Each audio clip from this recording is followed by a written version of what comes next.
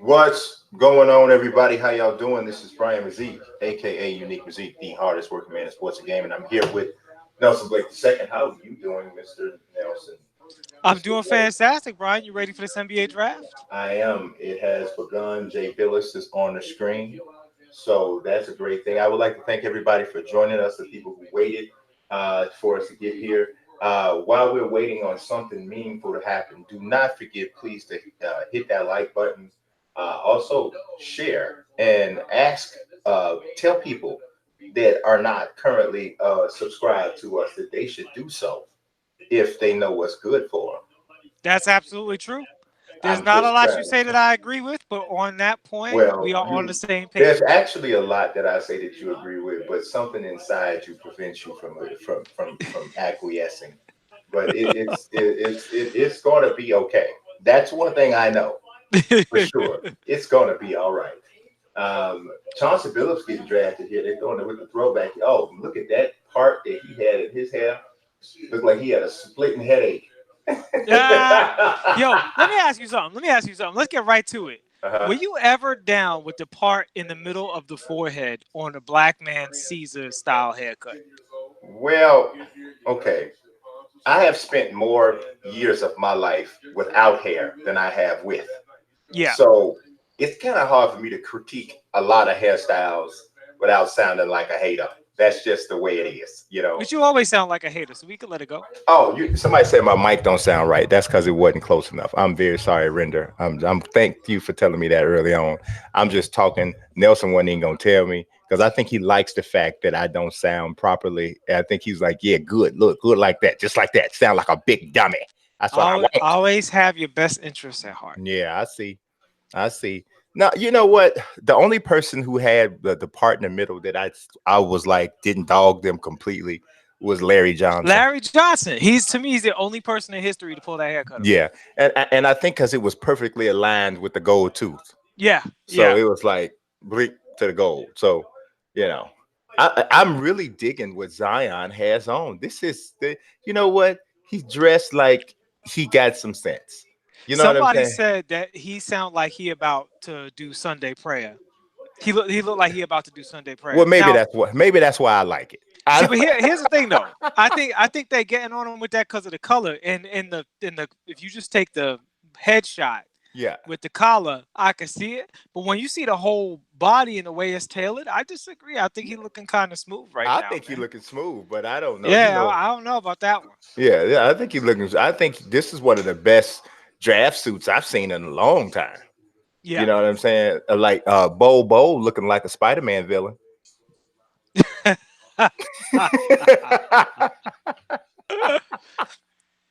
Oh my God. He, So before the meaningful part of the draft really starts, let's mm. quickly get into it. What'd you think of the Anthony Davis trade and what that means going forward? We didn't really talk about that. I thought it was fantastic for the NBA. Yeah. Just fantastic. Um, you know, it really reinvigorates stuff. Man, y'all lie. Look, this boy's suit is fire. Y'all better get Yeah, on. I think the Zion is definitely working. This boy's suit is fire. They need to stop. But I think it was a great trade for, like I said, for the NBA.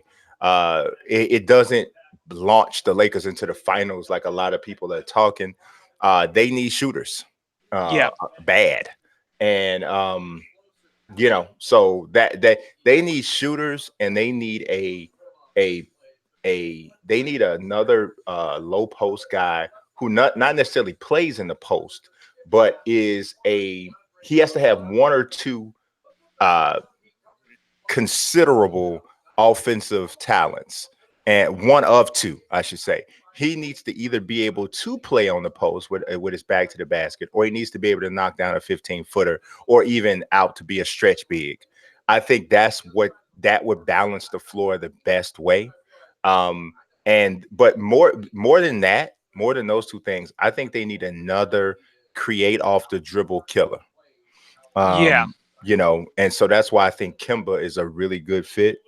You Oh, know I what? disagree with that. You don't like Kimba? No, because I think the primary thing they need is defense first and foremost. They need defense and shooting. Definitely. Yo, I agree. I agree. And I so I agree. think from a big standpoint, they can retain JaVale McGee and be fine with that. He played well for them last year. I think with Anthony Davis helping him out, he'll be even better. Yeah. Yeah. As long as he can stay healthy. And I think that's a really strong front line going forward. Um, it But really depends on the guards that they get. so now at that point though, if they do that though, they only have they only have two shooters on the floor. No, LeBron and Davis could shoot. I mean, well, what I mean is what I'm looking at. I'm looking at people playing off of LeBron, Yeah. and Davis can shoot, but not with enough consistency from 3-point range. I think to really, that to me they need two Well, here's the knockdowns. difference. I think with Dave, yeah, I do think they need two knockdowns from the guard spots. That's what we're in full agreement on. But I don't think you want that out of your center necessarily because with Davis and LeBron and McGee, they're going to have a significant rebounding advantage on the front line if Hmm. they get JaVale again. And with Davis, he's a good enough shooter that you have to cover him, and also you have to put a body on him because you can't let him get to any spot he wants to. Right. So when he stands out in the corner or he stands out on the wing, you still have to commit to him the way you would a real shooter. You can't sag off him like you would Draymond Green because you just can't concede that space to him. No, you can't. So No, yeah, definitely so not. I think he spaces the floor adequately for LeBron. Yeah, I think he's in line with a Chris Bosh, and he can play the five if they need to adjust their oh lineups. yeah, yeah, definitely. I definitely think he can be as good of a 3-point shooter as Chris Bosh. People think Chris Bosh only knocked down like 31, 32% of the threes, Yeah, during the championship season. So, but Chris Bosh was a nightmare from like a step inside three. He was and like he automatic. also covers so much ground so quickly off a screen and roll. Like and he and after that's that. where they're similar. Yes, that is where they're similar. And but AD is an even better defender. Yeah, So yeah. yeah, you know. So I think they can go a lot of different directions, but I think the next guy that they sign is going to really dictate what direction the rest of the roster has to go. Because it really just depends. D Johnson said that the Lakers need to scratch the big three formula and use the money to fill out the roster with quality depth.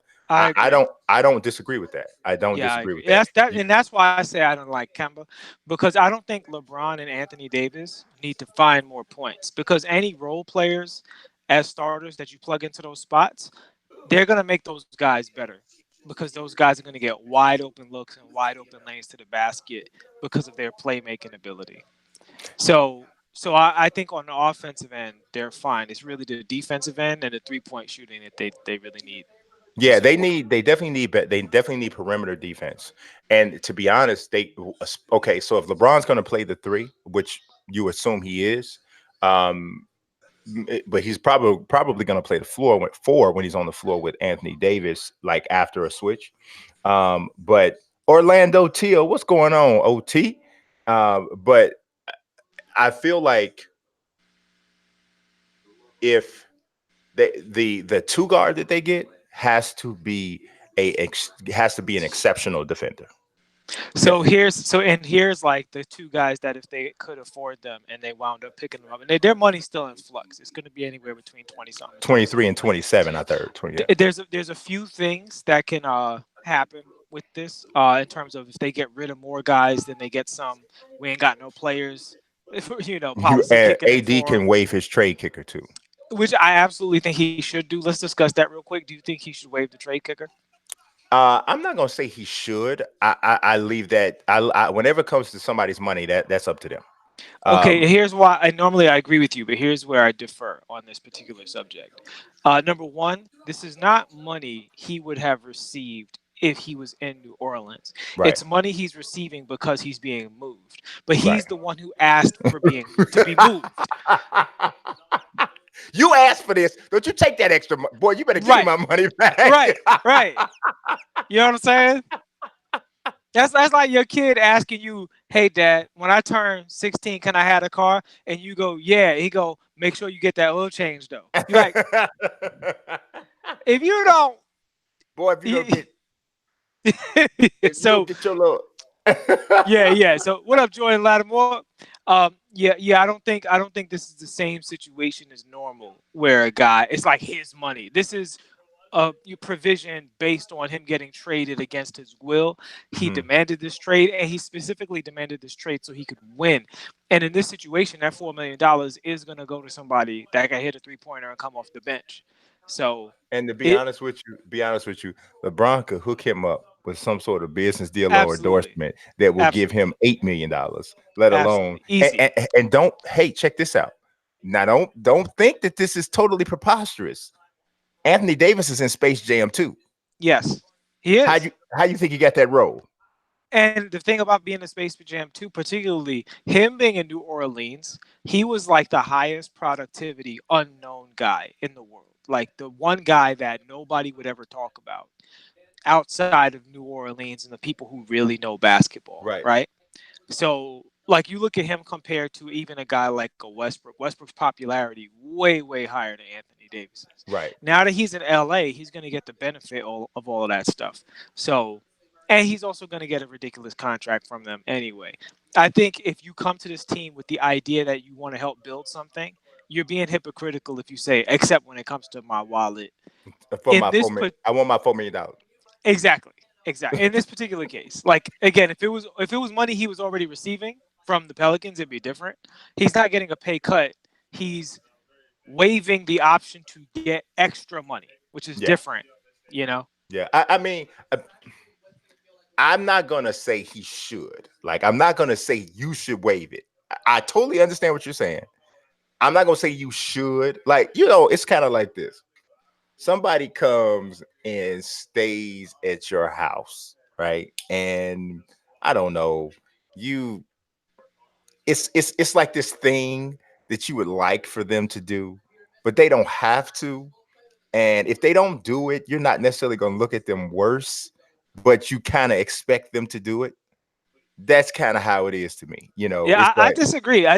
Because honestly, for the Lakers, it has real consequences when it comes to it building does. a It team. does. It really Like does. It that really could does. literally be the difference between getting Malcolm Brogdon and like Patrick Beverly, and Yeah. you know what I'm saying, like Patrick No. Beverly and somebody else. No, I totally agree with what you're saying. Um, I do. And I really think it would be nice that he did that. I think that that's all things considered, that's what he should do. All Yeah. things considered, I would say that. You know. Timmy said when we get into the Bulls talk, we get into the Bulls Oh, talk you right know, yeah, that's yeah. freaking now, Yeah, yeah. baby. I really want the Bulls to be aggressive and move up to 6. I mean, move up to 5. Now, how Because would they do that? all they have to do is give up a future first round pick, so it's a pick next year, because it's a comparable move up that what with Dallas and Atlanta last year, because for Dallas to swap picks with Atlanta, they gave up a future first round pick, which is the reason why Atlanta has 2 picks this in the first round in the top 10 now. So that's comparable. It's a similar jump. But Atlanta just moved up to 4, right? Atlanta just moved up to 4, but I'm saying no, it wouldn't be with Atlanta. It would be with Cleveland, because Cleveland has number Right. 5. Well, but the thing about Cleveland though is Cleveland. I wouldn't expect them to get Darius Garland, right? Because that's the Well, guy but you no, y'all but want. what they're saying is that Cleveland really likes Darius Garland. I think they saying that to drive y'all price up. Exactly. Maybe that's what. Because why But would you, here's the thing: you out of can't, everybody you could get, why would you get Colin Sexton and Darius Garland? because from what I'm understanding, there are people in Cleveland, in the organization, is like they're split on Colin Sexton, whether or Really? not they think he's their guy moving forward. So you know what I'm saying? Like, you could be right though. They may be at a point where they're like, you know what, we got to do it like. But here's the thing: if last year the precedent was set for what this is, what this sort of a move up is worth. I mean, my front office is horrible, but I would be shocked if they're that bad that a year later you're going to give up grossly. If at the most I could see the Bulls giving up is like Chris Dunn, which is ridiculous because that still puts Cleveland in the same situation with 2 young Right. point guards. So Right. I don't understand. Um, you know, I don't understand why they would do that. But I definitely want. I prefer Darius Garland because I think he has more star potential. But I wouldn't. I'm not gonna cry if it's Kobe White. I've been doing a lot of research on him since the lottery. Um, I don't like him as much as I like Darius Garland. Yeah, Uh, Darius looks, pretty yeah, good. yeah. I don't like him as much as that, but and I try not to be one of those people who look at the position of need and go, well, if you can't get him, then get him. Don't, because that doesn't necessarily work. It's about what does your scouting say. It's about what do the people inside your organization say. Because the next best guy at the position of need is not always the best pick. Yeah. If you don't like that guy, if he doesn't fit your system for whatever reason, you know what I'm saying? It just it's not the right pick. You know Hmm. what I mean? Because the Bulls did this in free agency back in 2010. You went after LeBron, Wade, and Bosh and didn't get him, and then you go and get Carlos Boozer because he's the next guy down. Now, granted, Carlos Boozer is the greatest free agent signing we've ever had. Yeah, he's a good player. Yeah, he's the best. I mean, in Chicago, he is one of the most maligned players in our history. Like Bulls fans love to beat up on Boozer. He was much better than most fans give him credit for, Hmm. but he was not the right guy to give a max deal to. He wasn't. I think the Bulls would have been better off sitting on that money or distributing it to two positions rather than just giving him the max deal. But I think it was a knee-jerk rejection reaction. So, I don't know. You guys did all right during the Carlos Boozer era. I mean, we went to the Eastern Conference Finals the next year, but Yeah, I don't know. I think Boozer kind of panned out according to the rest of you guys' situation. I I don't think the think Boozer part is the part that didn't pan out necessarily. our biggest issue with that team was that we didn't have we had no production, offensive production from the shooting guard, and Right. Rose had to do everything. You know what's And funny? Y'all had Lou a Aldang was OKC problem. Luol Y'all Deng was was OKC balling. basically. Which OKC? Not that we didn't have a Paul George. Well, before, like y'all No, I'm when they saying even even in the sense that they were a defensive team that didn't have no shooting. Like that's the situation you guys were in, you where talking y'all about just Russell Westbrook OKC before Paul even George got even there. with Paul George though, it's like well, Paul George got hurt, and now all of a sudden it's just a defensive team with no shooting. That's what you guys were. You guys were a Yeah, defensive team with no shooting. well, we did have Kyle Korver, but that was he's the only really dependable 3-point shooter that we had on the team. Hmm. It's only one. He's the only one. So Goga Bitadze,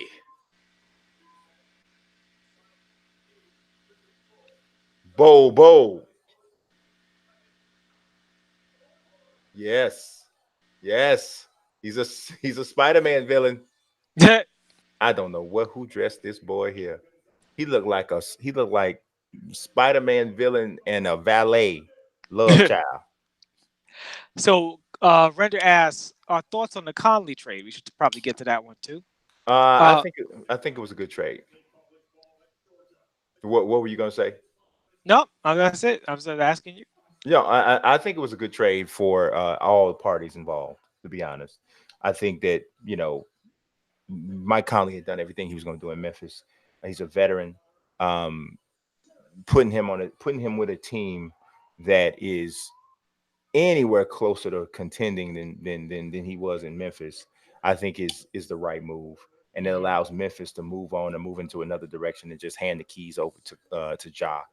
And that I don't I think I mean if you think about it, what they're doing now with Ja and Jaren Jackson Jr. and whomever they come out of the draft with, even if it's just second round talent, I think is a nice building block. Yeah. Man, I don't know what Bo D Johnson said. Bo looked like a dancer in an old Bobby Brown video. It definitely is his prerogative, and every little step he take, I have to remind myself, don't be cruel.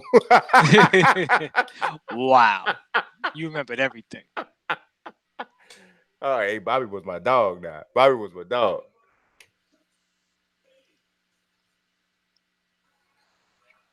So, my thoughts on the Mike Conley trade. Yeah, I'm with you. It's good for both teams.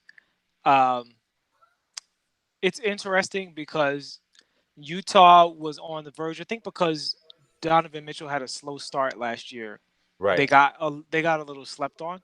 Mm, But Mike Conley could be that kind of thing that makes them a spoiler team. Like I don't think they're going to be a championship team, yeah. but they could definitely beat somebody that people think, oh, such and such is supposed to win this series, and then they wind up losing, and you're gonna be like, oh, I forgot how good Mike Conley was and how good the Utah Jazz were defensively, Yeah, you know what and these boys. that Donovan Mitchell was young and had another year of growth in him.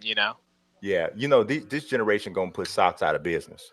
You ain't gonna be no more socks. That's just if you sell socks, you just finna it's finna be over.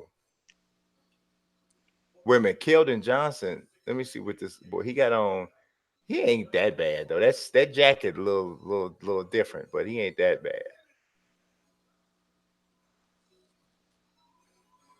Mifiondu, uh, Gelly. He got on socks though. So hey. Oh, and good. The Pelicans picked up Jahlil Okafor's option for next year. I think that was big. I think that's That's an underrated huge. pickup. He had That a very good year. a He very good year, completely man. turned his career around last year. I Yeah, mean, I think he had very like good year. 30 and 15 one game or something like that. Yeah, Like, man. I mean, think about it, man.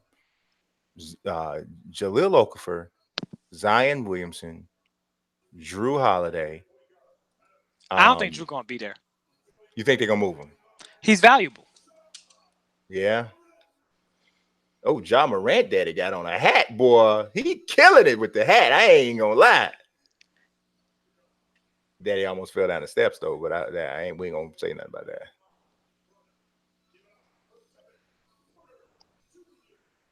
Kevin Porter dad ain't there? No, Kevin Porter's dad played in the NBA. He was one of a big time assist man. Uh huh. He was like he used to hold the record for a single game assist record. I believe Scott Skiles does Scott as well. Skiles, yeah, he Yeah, got with 30. 30. I Yeah. think Kevin Porter had like 28 assists one game or something.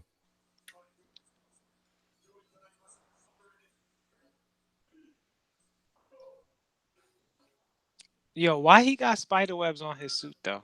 That's you talking about Bobo, right? Yeah. I told you he looked like a Spider-Man villain. Yo, what is He happening? looked like the Swahili Venom. Like, why?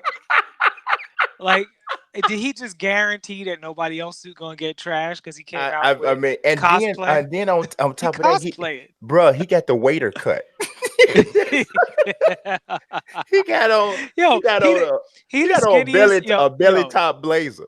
Even with Ja Morant in the draft, he the skinniest man in the draft, and somehow got his suit cut to make him look fat. Man, I'm trying to tell you, bro. I don't know that boy there. That boy there got dressed in the dark. He got dressed in the dark. He got dressed in the dark, and he was in the room with a point guard, and he made a mistake and picked up the point guard's jacket. Oof.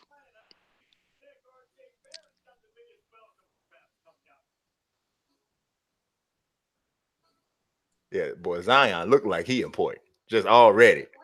He walked like he important.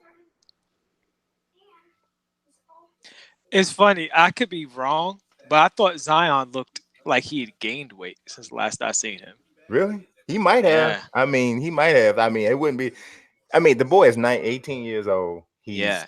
you know what I'm saying, and They asked him about what he was eating. He was on some fried chicken and potatoes and fried yeah, fish. I was man, like, ooh, yeah, bro. that See, is. I'm I telling wonder if you, that could be. It's funny because I was on the. Sir Jam said Tyler Hero's suit is way worse than Bobo. Tyler Hero's suit was close. He did. He looked like he had on that, the inside lining of the Fresh Prince of Bel-Air jacket. How he was, Yeah. he looked like he had that on from top to bottom. He looked like somebody made his whole suit out of a tie.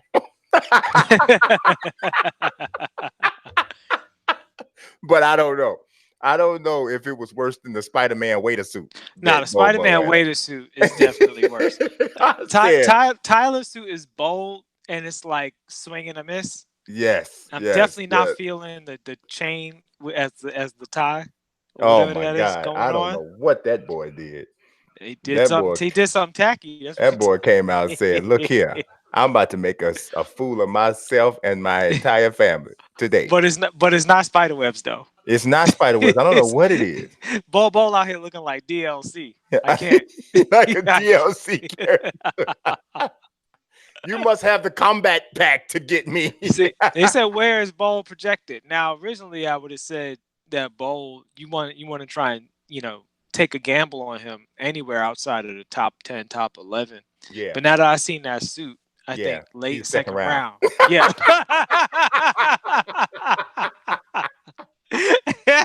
Oh my God. Oh That yeah. boy, yeah. Uh He come out here looking completely crazy. You know what? RJ, this coming from somebody with a very big head. RJ Barrett has to have the smallest head of any human, any grown human being I've ever seen in my life. That boy's head is very small.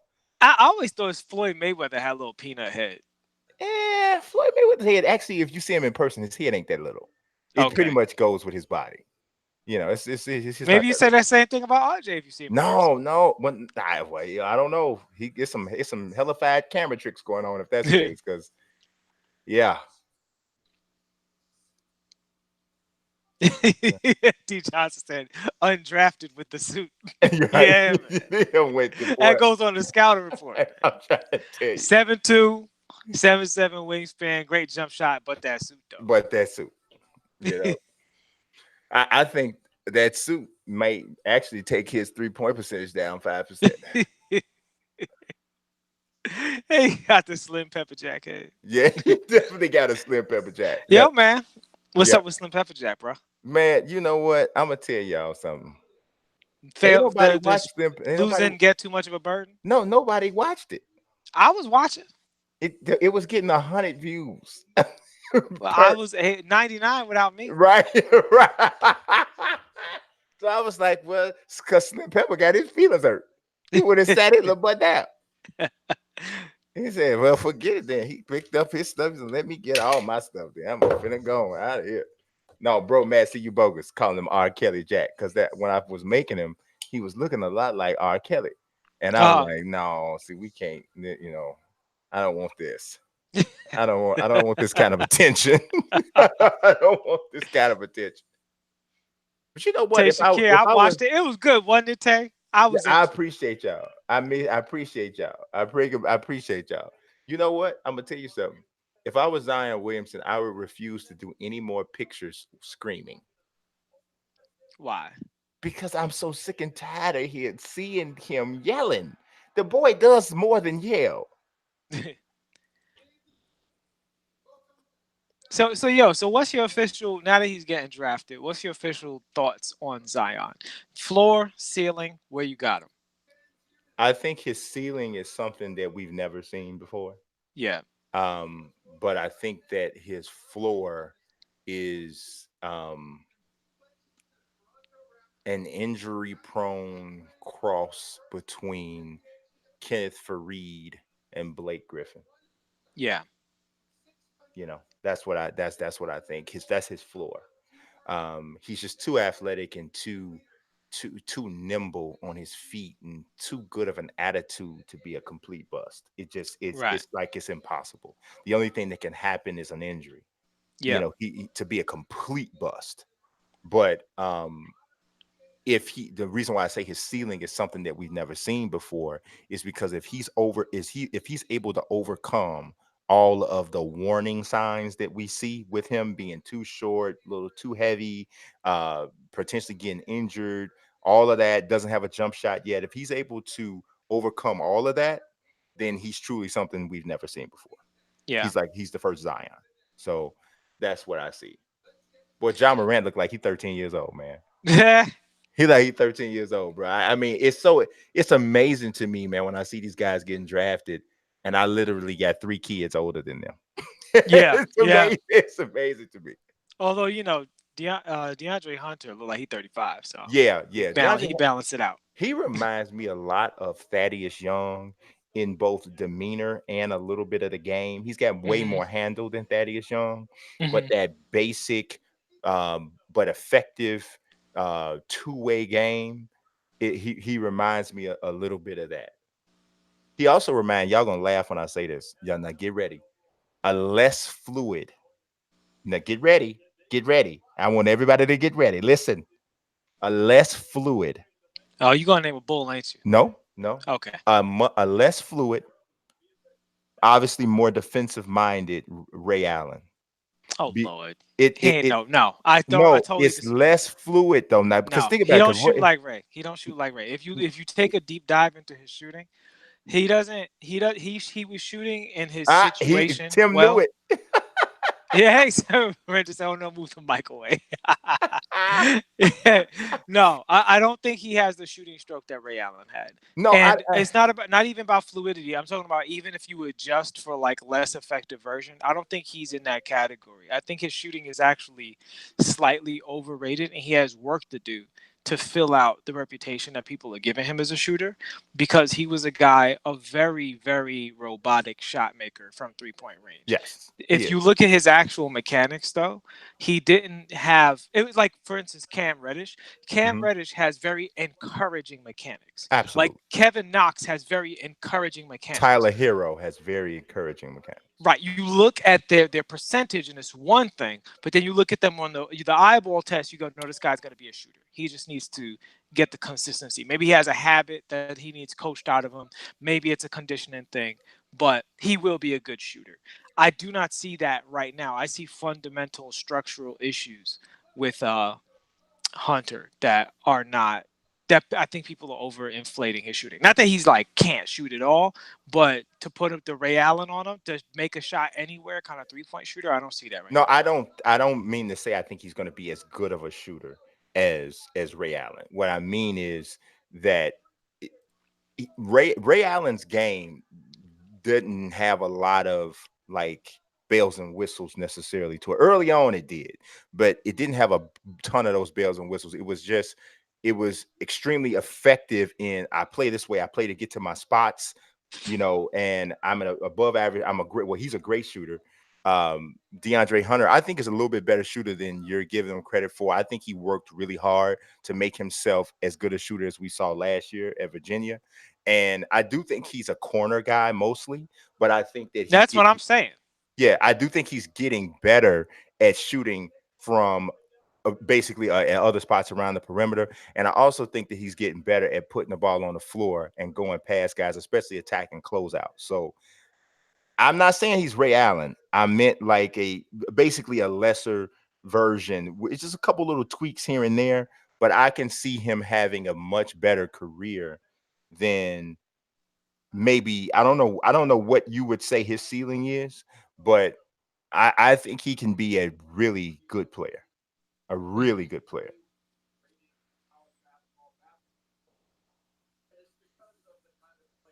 Because I think his style really fits today's game for wings. Mook Allen wrote Hunter reminds him of Kawhi. See, now I think that comparison is a little more fair. If you look at Kawhi coming out of school, Yeah, I totally get that. I totally get yeah, that. But that but that makes but it more sense because also lends Kawhi itself. transformed himself from But it him. also it also lends itself to some of the similarities I was talking about. Kawhi's game doesn't have a lot of bells and whistles to it either.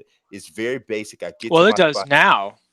Even still now, man, he just gets it done. You don't see a lot of wow plays unless you're really, really, really looking at it, really paying attention Well, I'm to just talking what about Kawhi's doing. mechanically though. Like mechanically, Kawhi's like between the legs, behind the back, turn over this shoulder, fadeaway jumper, dunk on you. That's a big tools box that But I guess what I'm talking about that off he the didn't have coming Oh, out of absolutely. college. Absolutely. Kawhi is maybe I don't know if I've ever seen a player go from cover as much ground from a development standpoint from rookie to where he is now. I don't know that the only other person close is Jimmy Butler. The only people I've ever seen jump as far as they jumped. I can't think of another person. Yeah, I Uh, mean, especially when you take out guys who were projects who like actually turn into somebody. yeah, Like Kyle Lowry made a huge jump too. even like Jermaine O'Neal, like he was super duper raw when he Super came raw, out super and, duper and then raw. turned into a pretty polished player by the Yeah, time he was in yeah, a Indiana. perennial all But star. no, I think on the perimeter though, I would agree. Kawhi is the guy who like transformed himself Yeah, the most out of any player I've seen. And I think that's a better comparison. Because if I'm gonna compare somebody to Ray Allen, I need them to have at least on a version of a sweet shooting stroke. And I don't think he has that. Now yeah, I'm not saying saying he can't get it. I'm just saying he ain't starting like that. He's starting Kawhi, where it's like, we got to fix this up a little bit. Did he cry? Yeah, no, not really.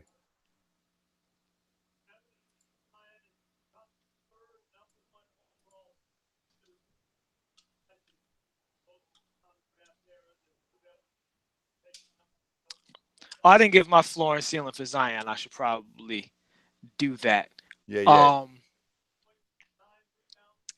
I'm kind of with you. I don't. I think people. I still think Zion is being overrated in the sense that people are saying he's hands down the best player in the draft. Like some people have held tight and said he might not be the best player, but he will be box office, so you have to take him first, which I do agree with. Hmm. I'm not saying he definitely won't be the best player, but I think penciling him in as the best player, that just seems a little crazy to me Yeah. because when I've watched him in college and he's so many garbage points, so many defense to offense stuff, Yes. so few NBA skill sets, offensively and defensively. While I love the effort, and I do think his upside and his effort and his personality, he projects to improve defensively and be like a great defensive player. Hmm. People are comparing him to Draymond, who's like so good defensively in so many ways. Like Zion, I think he can develop to defend on the perimeter, Yeah. but he does let people go by him and chase them for Yes. like big brother steals and And, chase down and chase blocks. down And in block. college he gets that a lot, but he's not gonna that's not gonna fly in the NBA. That's gonna be a lot of fouls. That's gonna be a lot of transition points in the other end.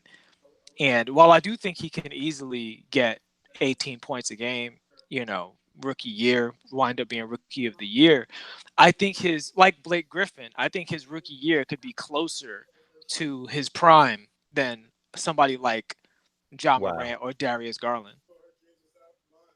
That this is awesome, dog. As you know, with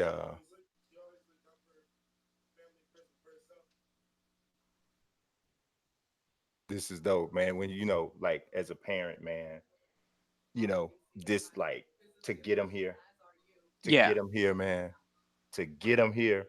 This is amazing. This is just this is awesome. This is awesome. Let me say, a lot of great dads in this draft, man. Like Yeah, a lot of great dads in this draft. Shout out to that because that wasn't the case when we were coming up. yeah, So many players was single mom, blah yeah, blah blah, raised by his grandma. A yeah, lot of great dads in this draft. I'm yeah, really glad to see it. yeah, man. This is awesome.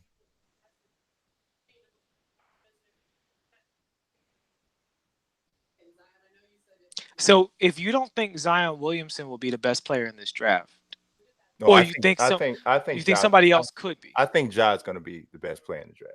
But interesting. I think Ja's gonna be the best player in the draft. But this is man, this is just awesome, dude. This is just you know. Brian out here tearing up. No, I'm telling you, man. As I'm telling you, as a parent, especially as a parent, like I coach my son, Hmm. and just to get him here and to be standing up here, and everybody in the building is here to see my kid.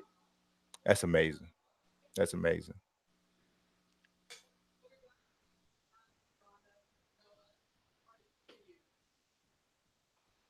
And then to have a kid humble enough and to have good enough sense to know to be to show that gratitude to his mother. That's the thing I love about Zion Yeah, is I mean honestly a lot of the guys in the top, but Zion in particular, for him to reach the stardom that he's reached and for it to be so much based on fame, right. um, he's extremely humble, Yeah, and just seems to even when RJ Barrett talked about him, you yeah, hear RJ and Cam Reddish talk about him, and you can tell Cam Reddish is what he is in terms of like he's a guy who can go into himself a little bit, be pretty yeah, quiet, yeah. and RJ is a really alpha dog competitive guy where Yes, there is a Kobe Mamba aspect to RJ where I think RJ could go negative, and he's basically said that he yeah, couldn't be negative around Zion, and he yeah. loves him for that. Yes, yes, yes. I think that's why they worked together. Not so much work together where you won a championship, but work together in harmony. You know Yeah, what I'm yeah. saying? You know, Although when Zion wasn't playing, RJ looked ridiculous. Yeah, Oh yeah, my yeah. God, I watched those games. I, RJ can't completely fail because he wants to be great. You know. I feel like the well, we both. I mean, we both. I think the word on Ja is pretty straightforward, right? Like Yeah. Ja, he needs to clean up his jumper a little bit. The jumper's been improving. Needs to get a little. Um, Is physically stronger. he definitely needs to get physically stronger. He need And to he borrow needs his to play. daddy's hat. He needs to play some defense. Yeah. But you know, he's made such a leap from last year to this year Uh huh. that you would imagine that the leap from this year to next year, he's still in that phase, and Right. he just looks awesome. That was the guy that I wanted the most for the Knicks. Right. People think you're a Knicks fan, you automatically want Zion. Like Yeah. No. I, I appreciate that you guys watch Knicks fans on like commercials and sports shows, but that's definitely not everybody. Um, I wanted Ja first, RJ second. So as far as I'm concerned, we Hmm. actually got the second pick on my mock draft, my personal mock draft. Right. Now check this out. Now y'all Knicks fans and old school basketball fans ought to know this. The man that walks the draft guy, the rookies up to the stage. Y'all Knicks fans, real Knicks fans, y'all should know who that is. I don't know what you're talking about. The bald head guy that walks the prospects up. Wow, look at this freak. Look, Yeah, he wild. that walks the guys up. I'm gonna see if somebody in the chat knows who it is. It's the guy who walks those guys up. He meets them right there. And what's going on, Bebop Cowboy? I appreciate you coming through. I saw your message when you said you found us on the Anthony Davis video and Oh, you awesome. complimented the content. I appreciate you for coming through, man. But yeah. Does anybody know who that is? I He's mean, been those doing it. He's been doing it for some years. He's been doing this dude, job for some years. Ja's numbers are just stupid, man. Yeah, 24.5, 10, 6 rebounds, 2 yeah, steals. Lord, that's a lot of turnovers, though. yes, You know what's funny? I think you could be right. Ja could be the best player in the draft. I mean, these are young players, and somebody made a great point about college versus NBA draft. They're like they mess up. I mean, versus the NFL draft. right. They said they mess up the NFL draft, and they got 4 or 5 years to look at these guys. In the Yeah, NBA, sometimes you get one or less. yes, yep. So this is not an exact science. But It's see, but really, really hard the to NFL tell who's going to be the best player. to me, the NFL draft is a much harder scouting job because it's the ultimate team game, and Hmm. so much of it is about system. And in basketball, if a guy can play, you're probably going to be able to see regardless. If he's on the floor, you may not be able to see him at his absolute best, but you know if he can play or not. Usually when you see these bust in the NBA, you see it because either a guy got hurt or a team leaped at a guy who was a one and done and they went all on his potential and what they thought he was going to be, and he never panned out into what they thought he would be. But even in college or overseas, he never really, really ever had the superstar year, but they were projecting him to be this. So in football, you see a guy tear it up for 2 or 3 seasons in the NFL, in college, and then become nothing in the league because he either didn't get the system situation right, he got hurt. There's just a lot more variables involved to me in the That's NFL. that's a fair point. Counterpoint: Michael Beasley. Now, because he was, you know what I'm saying, Hmm. 20 and 10 in college, Hmm. absolute unmitigated bust in the NBA. Now, but I don't know if generally, I don't know if I generally, would call him a oh, complete he's a bust. complete bust. He I was the mean, number two pick. I think he's a complete bust for a number 2 pick, Yeah. right? Yeah, Like, that's the part because it's because in NBA it's a different assignment, right? Because there's a lot of jobs in the NFL compared to the NBA. right, You're talking about a 50-something person roster right. versus 12 to 15. So, you know, so in the NBA, Hmm. figuring out whether or not someone belongs in the league is a lot easier because there's less room to mess that up. But your job is to figure out who's going to be a starter first and foremost and who's going to be an all-star second.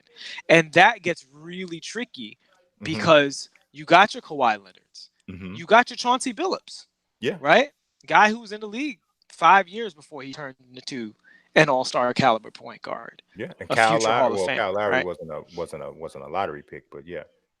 Well, even so, you look at Kyle Lowry. There's a lot of teams that would have bailed on Kyle Lowry. Mm-hmm. Toronto stuck with him; they were rewarded for it. So it's because the skill ceiling is so high in the NBA, because the individual contribution is so high.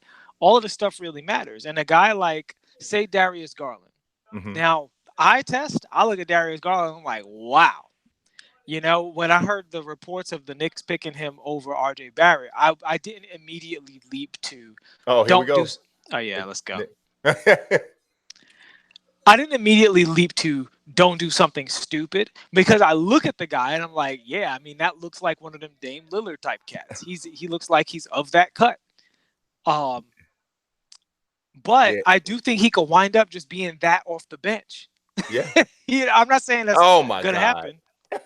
Spike is there. I'd have had enough of him.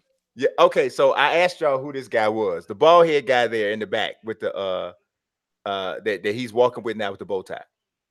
Do you guys know who that is? This is No. becoming an obsession. I'm just wanting to know. I mean, this is I mean, basketball. if they ain't answer to this, is I didn't know if disrespectful. y'all knew who I was talking about because he wasn't on the screen when I mentioned it originally. That is Rory Sparrow. Y'all don't know. Come on now. I'm not the only I'm not the only 80s person to watch 80s basketball in this here. Okay. Nobody knows who Rory Sparrow is. Google it up. Chat, I apologize for that. You don't apologize for Rory Sparrow. He had a good career. Yeah, question marks. Y'all You can don't know who Rory freaking Sparrow is? What is wrong? sometimes And y'all supposed to be basketball people? sometimes in the old car, the seats go too far back. Oh That- my God. Y'all are terrible. Y'all terrible.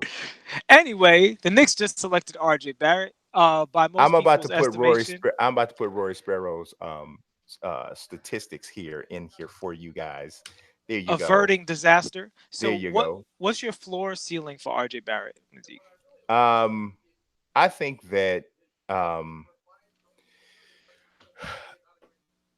I think that his ceiling is I like the prime Jalen Rose, a more athletic prime Jalen Rose.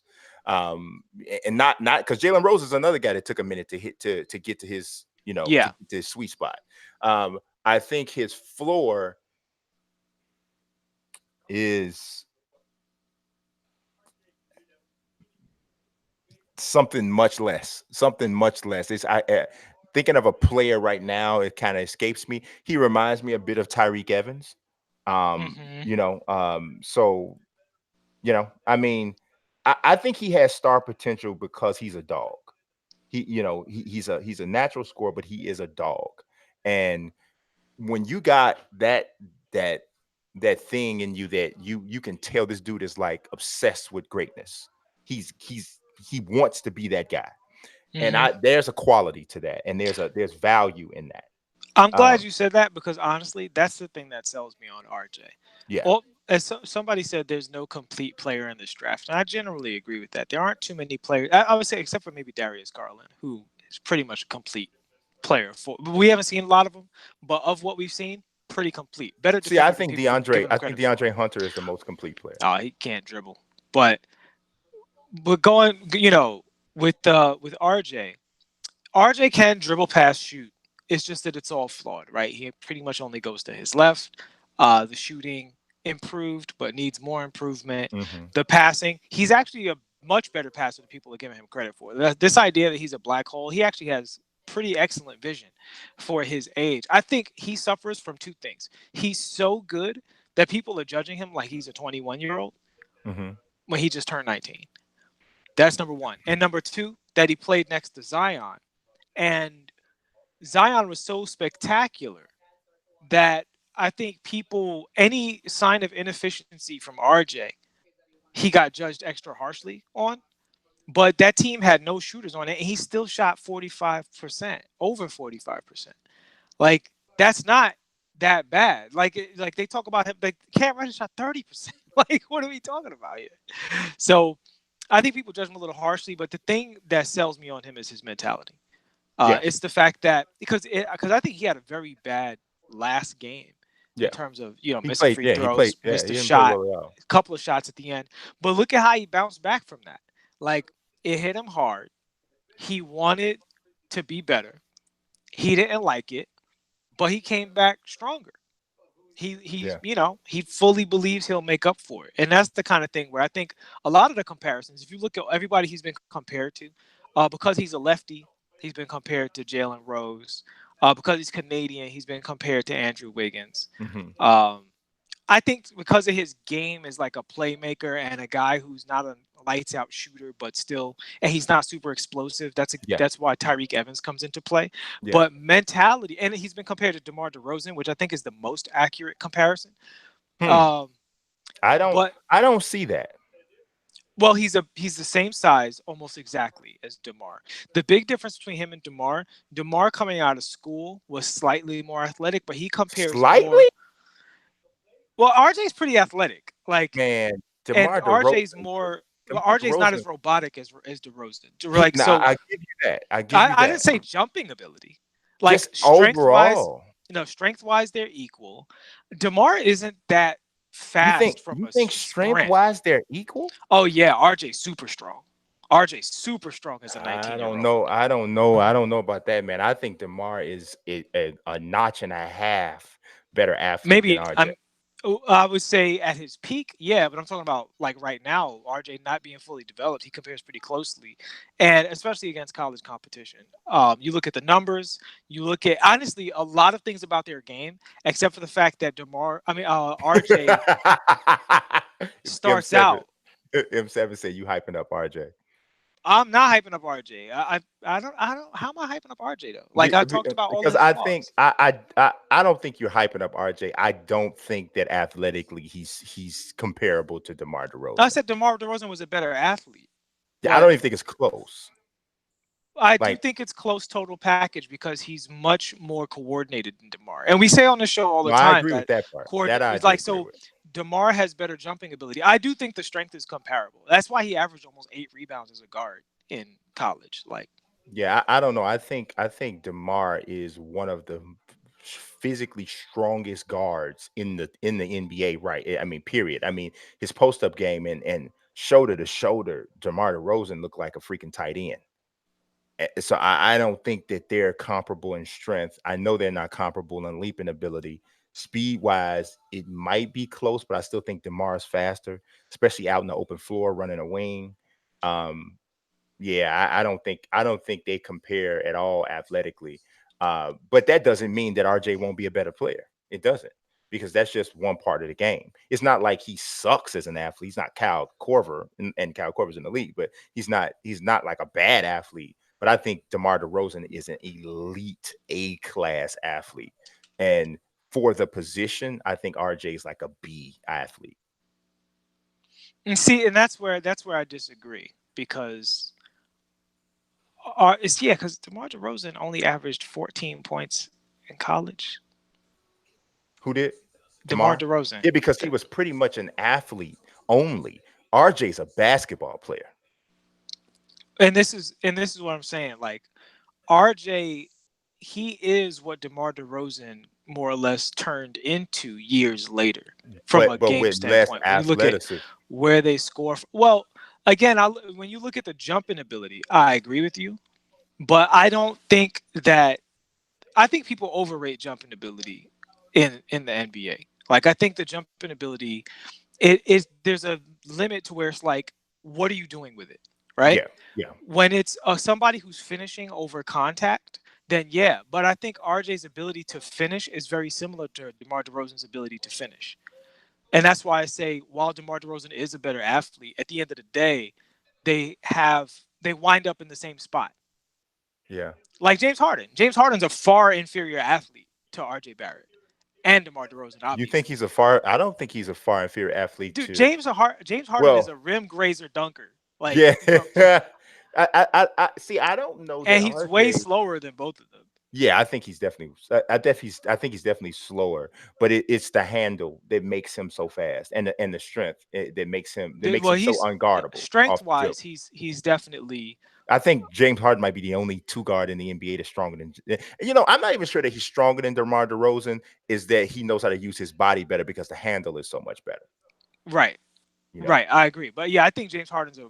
I think the distance between James Harden and RJ Barrett is greater than the distance between RJ Barrett and DeMar DeRozan. Maybe. I like this kid. I do. I really do. I like the way he goes about the game. I like his work ethic. I like the way he attacks the game on both ends of the floor. Physically, he's strong. I really do. I think his game is the most NBA ready of the guys in the draft. But I do think that his ceiling is lower than like the Morants and the Williamsons and some of those guys. But I think that I mean, this dude can go into any NBA team right now and he's gonna help immediately. He doesn't Hmm. need a bunch of seasoning and all that sort of stuff in order to be effective. And I think he's the type of dude that he's ready to help like even a championship team. Not like he's the next guy over, but I think he can play big minutes for a contending team and help them.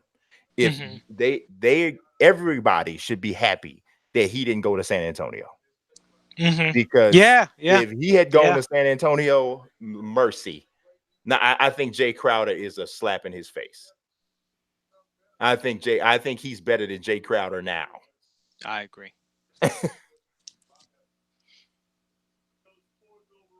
The dude's arms go from here to tomorrow, and he's a better athlete than Jay Crowder now. And people also they don't. There was this question somebody asked before where we was debating on some hangout, and I said Paul George has more game than James Worthy, and people Absolutely, right, and people absolutely. took that as a slight. Like I was I saying, think James Worthy. you disrespecting Paul George. I mean, if that's if you think that's a slight, it's a disrespect to Paul George. And my answer to that was no. When we talk about game, you just and people use the term bag now. Uh huh. Like RJ got a bag, man. Like Yeah. it's not always about this level of explosiveness No, or you're right. the mechanics on your shot. Like that's the thing. Like so when you compare him to somebody like Jay Crowder, like you said, RJ could probably beat him one on one, literally right Oh, now. every time, every Right, time. like Like 5 out of 5 he got games. so much more game than him. Like 5 out of 5 games, he's gonna beat him. 5 out of 5 games because stopping Jay Crowder is like a 2-step process. Stopping yeah, RJ Barrett is like a 4-step process. right, right. But So now that having been said, I do want to see I think he has work to do. But oh yeah, yeah, honestly, if he only improves as a shooter, he's probably an all-star. Like if he just improves his shot and gains some right hand ability, like you said, he's so polished in other ways that and I really do think people sleep on the passing. He sees some tough passes and makes yeah. those tough passes often. It's just that he also has plays where he should have passed and he went up instead. That's what 18. scorers do. He 18. Yeah, And he right. 18. And see, 18. And that's the thing about it with me as like 18-year-old. Yeah. Especially an 18-year-old guard. Who averaged 23, 8 and 5 at Duke. Yeah. That's a Yeah, I pretty mean, good resume. that's why I kind of backed up off of Frank Ntilikina a little bit because you forget that even because he's been in the league 2 years, you still He's forget younger he's only than 20. Hunter. Yeah, he's only He's 20. younger than people being drafted right now. Yes, he's only 20. So I mean, I still don't think that he ever becomes much more than Nate McMillan. But Well, see, here's you the know, thing, because you said I'm the only Knicks fan that likes Ntilikina. Now I know you were joking, yeah, right? yeah. You were joking, and then because there's a Frank Ntilikina cult out here of people who I just heard, but love no, him. I didn't know that though. I Yeah, did not know. that's why I was saying you're wrong. Yeah, But the thing is, I've always said about Frank versus Dennis Smith Jr. and I'm consistent with this. Now that Dennis Smith Jr. is actually on our team, at some point you have to draft for defense if you don't see a home run. And because of his physical attributes, I understood the pick. That's all I said. I said if he winds up being a defensive role player, that you don't pay that much. versus Alonzo Ball, somebody that if he doesn't become an all-star, then it's a wasted pick. I said, I get it. That's what I said about Frank. Right. I never said Frank's going to make an all-star team. I never even said Frank's going to be our starter of the future. I never said any of those things. Mm-hmm. I just Now, said I understand the pick. He's a project. Physically, I could see why because he projects to grow, and when he fills out, he's probably going to be, an impressive overall physical specimen, wingspan, shoulders, all that stuff. And he's starting off with really good defense. yeah. So I'm like, okay, I get it. I get why y'all did that. That's all I ever said about Frank. Yeah, I mean, we all have like a player on our team, right? Who we look at optimistically and open-mindedly, but a good portion of the fan base just totally impatient with the player. Let's just Yeah. totally. And sometimes the player pans out, sometimes he doesn't. But what you're okay, let me see what they got. I know it's Darius Garland. Oh yeah, it's a big pick for you. It's a Yeah, huge pick for you. It's Garland. Are you nervous right now? How you It's feeling? Garland. I already knew it. Because they could use Jared Culver. That's the funny thing. Do you think they No, should we pick Jared can't. Culver? We need a No, freak. Oh, they can. Yeah, yeah. yeah. Exactly. Yeah, that's what I'm saying. Look, he forgot who was picking. He's so psyched up. No, I thought you meant man, this boy got on a karate suit. This boy look like a hip hop ninja. What in the world? Are you gonna tie your gi up like he got about to win a Brazilian jiu-jitsu contest or something?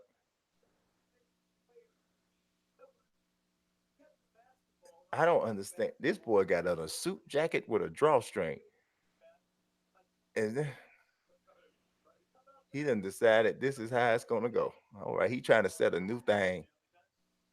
And then he got on some Red Dead Redemption boots. I gotta go back and beat that game. Oh my God. I still gotta go back and beat that game. Yeah.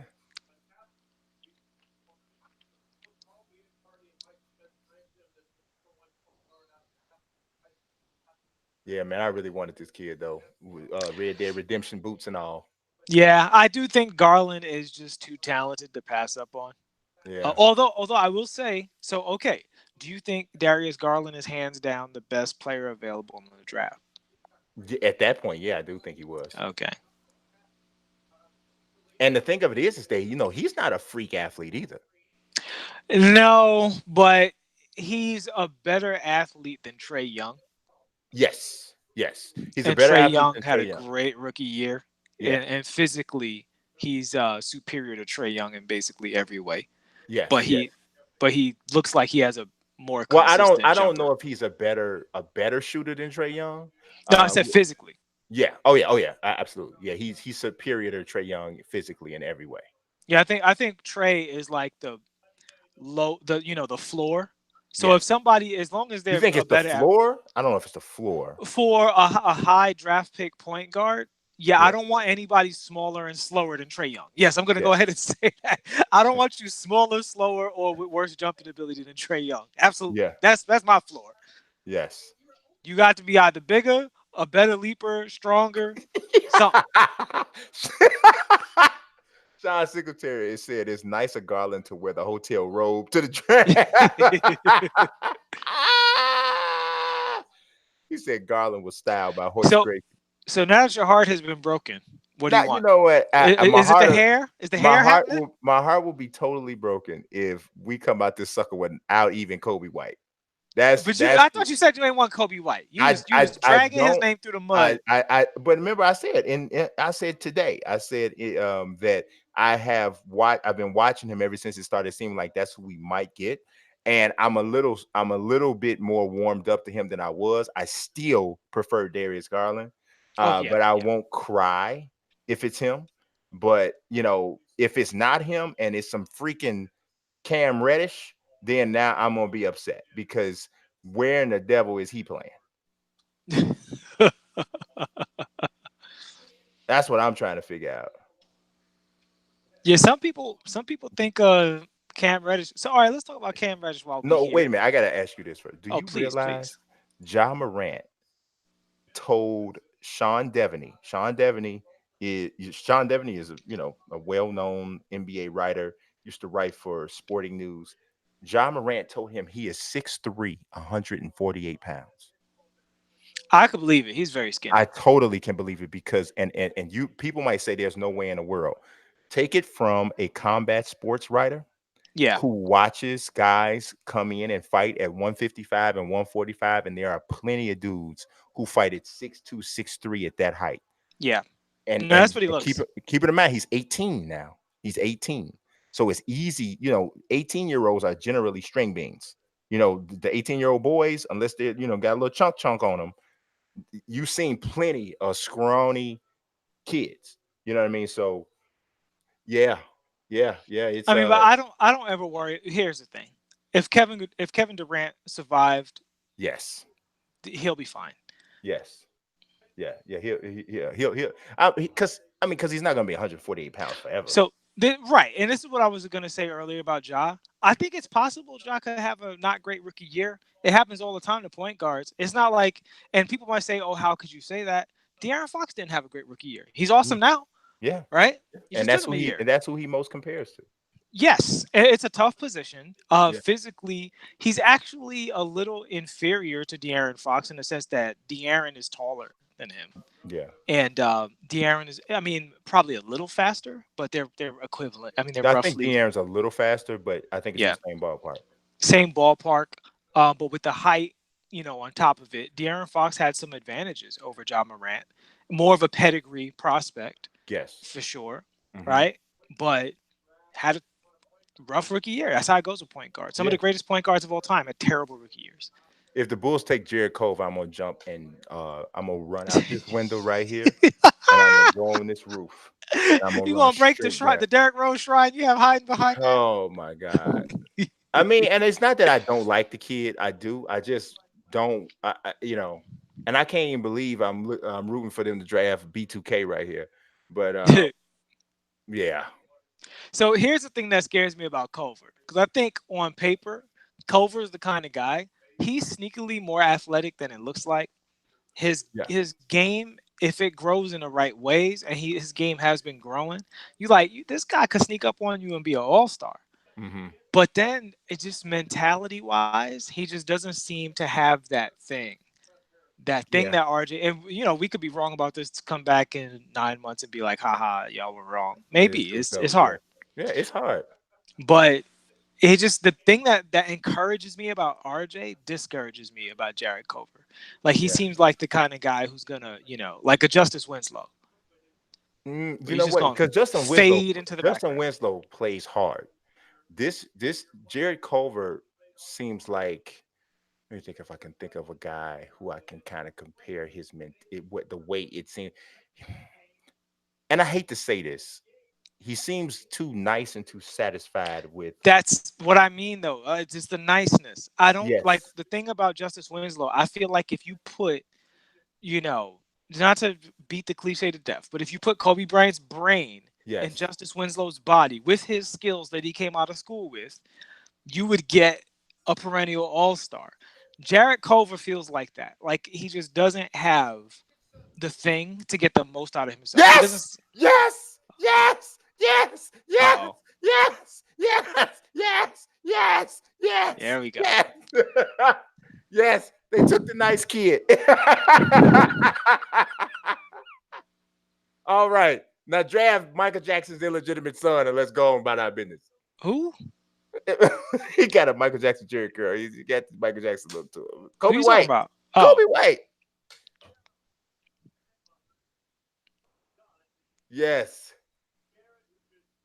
Now, you know what? I hope the best for Jared Cove. I hope you average 25 points and 7 assists and 4 steals a game. But man, his brother is a 2-time indoor high jump champ. Okay. that's. But you know what though? This is interesting that Uh-huh. they drafted a non-point guard when they are arguably a team that needs a point guard most in the league. Yeah. So That's that very tells strange. you that tells me that their evaluation for Kobe White wasn't very high. Right. So Now, hopefully, keep in. This is not the greatest organization in the league we talking no. about. So, on the table, they're wrong. That's Man, on the table. his That dad, his daddy, they did a his bad thing. His daddy name is Hiawatha. That's awesome. So That sound, I wonder what his wife called Hiawatha. Like Ted, sounds like a Samurai you Showdown be like character Hiawatha. you get with the pre-order pass. She keep calling him. It's Jerry. Tell your daddy dinner ready. So so are they gonna play Devin Booker at the one? What is happening now? I would think Jericho has to be a 3 because I think they would probably move Josh Jackson because I think they kind of know that he's not gonna be that guy. But that's good. Oh, he talking to homie. He ain't playing nice right now. But I watched him in the national championship, and I just felt like he accepted the situation. You know, Yeah, I don't want to judge somebody too harshly on oh, one they giving him college to game. Jimmy. So this must mean this was clearly the right pick for them not to for us not to get him because they know I didn't because if they had to put this up as the player comp for him and the Bulls drafted him, I would have clicked the red button on the stream and I'd have left. And I'd have left. I'd have left. I left the building. But he goes to the Timberwolves. So it's funny that the Timberwolves draft a guy who compares to Jimmy Butler, and they just had to trade him. So I think he need to walk into his first practice and cuss out Karl Anthony Towns Now here we go. I and mean, cuss out why don't you get everybody. a hold of yourself? I just think he should do it. There's Is this the Hiawatha. nervousness Hiawatha's from what's there. gonna happen with Chicago? Because y'all still got time to draft Rui Hachimura? Is that what's happening? Hey, you know what though? If they draft Rui Hachimura, I really like that kid. Yeah, I do too. I I really mean, like that kid. I hate his defense, but Yeah. upside wise, I think if you're a team that's rebuilding and you have some time, he could be one of those guys that pans out for you later on. Yeah, I really like that kid. Oh, he a pastor too. Pastor Hiawatha Culver. Yeah, he is. He is. They spoke a Yes. lot about religion during the draft I show. dig you. I dig it, Hiawatha. Get him.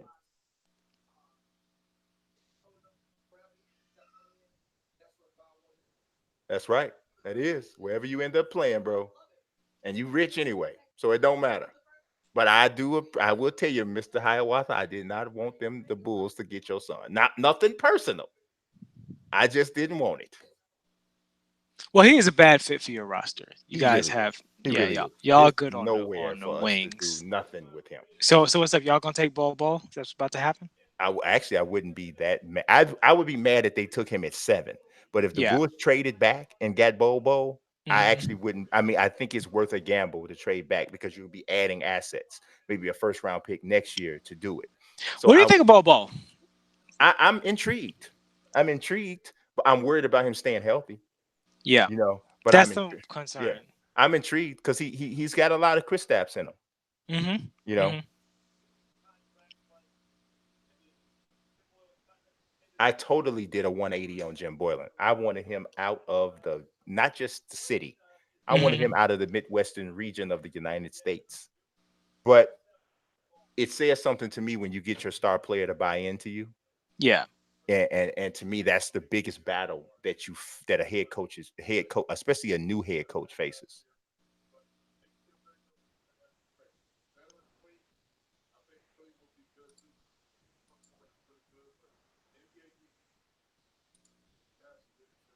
But this is So but this is the draft, Chauncey. So why are you telling us about a veteran wing and leadership in the draft? so Kobe White, what's your projection on him? You think he's gonna be a good point guard? I don't know. I really Mm. don't. I worry about his willingness to create for others because he's more of a score has a scorer's mentality. He does have solid vision. I watched like some full game stuff. And when he wants to create for guys, he can and does. I love the size, legit 6'5", physically strong. He's fast as a Mm-hmm. hiccup. And I like the fact that he competes hard. Also, what I found is that they say his teammates love him. So That's a good sign. yeah, That's a good sign. here we Yeah, go. I think the difficult thing with Kobe White is that he's not a natural point guard, and that could go one of two ways. Yes, yes, yes, yes, yes. Man, his brother looked just his brother looked just like him. I already know that's his brother, and I ain't even gotta. I don't even. We don't even gotta ask nobody. We know that's his brother. So yeah, I think when you have a guy who's not a natural point guard, if he undertakes learning the position, it can be a really great thing Uh-huh. if he accepts that challenge, which it Yes. seems he has. Yes. So that makes it hard to look into his early career because he was in that transition phase. So he could be really good for you guys. Yeah. Yeah. Oh, his dad passed.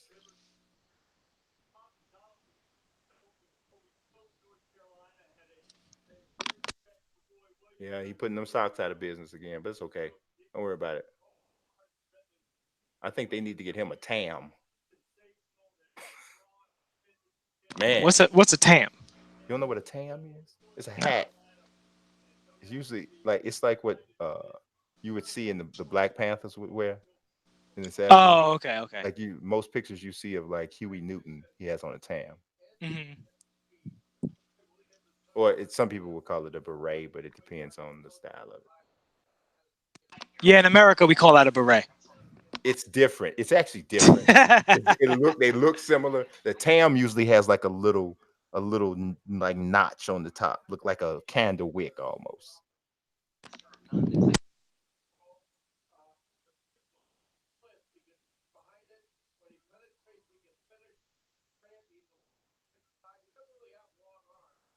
Nice.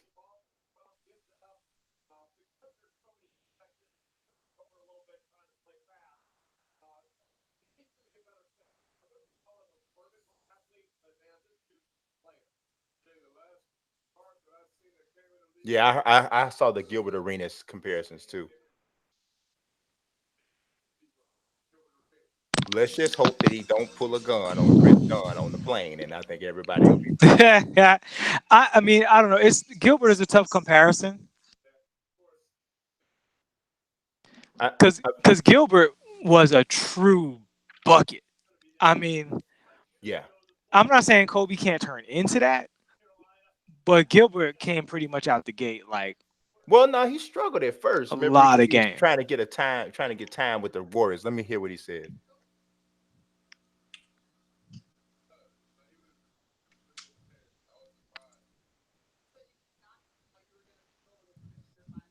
Get down.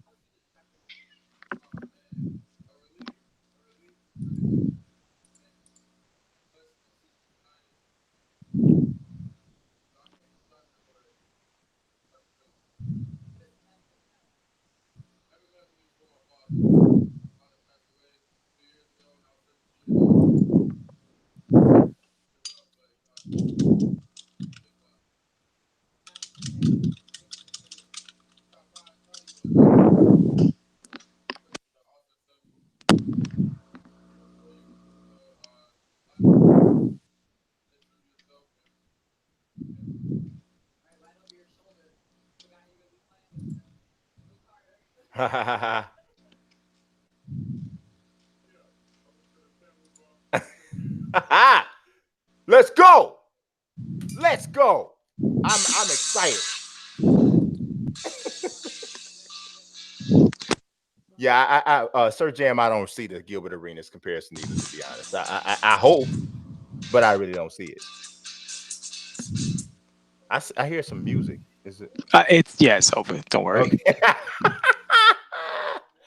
I like that. I can vibe with the situation there because I lost my father to cancer too. I can vibe. I lost my mom to cancer too. So Wow. I can definitely vibe with them. You know what I'm saying?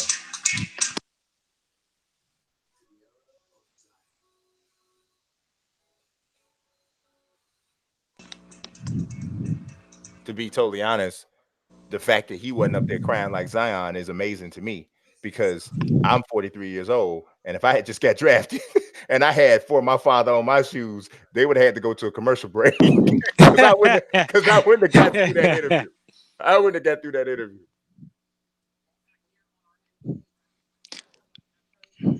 Oh, she from Chicago? What she talking about? She went to Kenwood.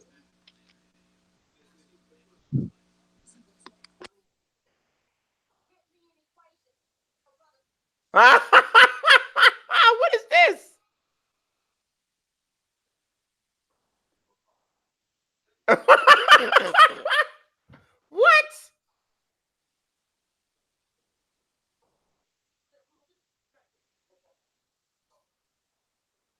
What is this? What is this? Oh no, this is a must watch. That's a Chicago comedy. And all of the Chicago references in that trailer made me like I got this is I cannot not watch that. Oh, Southside. Oh, forget it. Forget it. Forget it. This is a DVR shut down the whole rest of the world. And I hope it better be good because you can't rep my city, my side of my city, with all them references. And I think they was driving down a street around the corner from the high. I get excited about stuff like that. That's see, you know why? Because see, you know why that doesn't move you? Because everything in the world is shot in New York. You probably had a sitcom shot in your living room before, like 5 times. See, that doesn't we don't get that here as much. So when it happens, it makes it means something to you. I'm happy for you. You should be. You should be. And Kobe White just got drafted by the we got actually got somebody I even halfway want it. Come on, bro. This is a good day. What are you talking about? I mean, we'll see how it turns out. I do think that I mean, obviously you were hoping to get Darius I Garland. was. I was. But see, you see how resilient I am? That's how you have to be in Chicago. Why? Because delusion, y'all don't accept y'all What station. what what Y'all don't accept y'all station. Y'all placed in the league.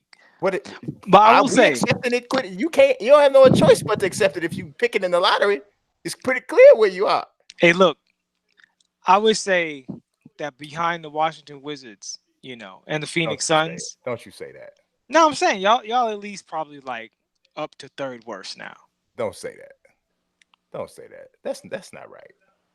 Who's That's not. worse? Oh, you talking about Suns? as an organization? Yeah, yeah. Memphis.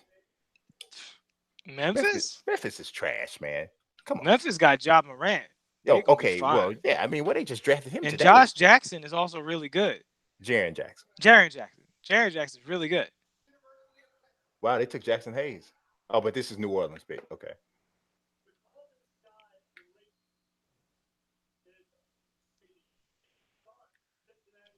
He looked like man, he got a secret handshake with his sister or his girlfriend, one of the two. I guess it ain't secret no more because he just did it on national television. But Yeah, y'all will probably trade Ja and Jackson for Wendell Carter and Zach Levine before Ja had a chance to take his first pinstripe off. Kiddo got a Kelly Oubre look to him.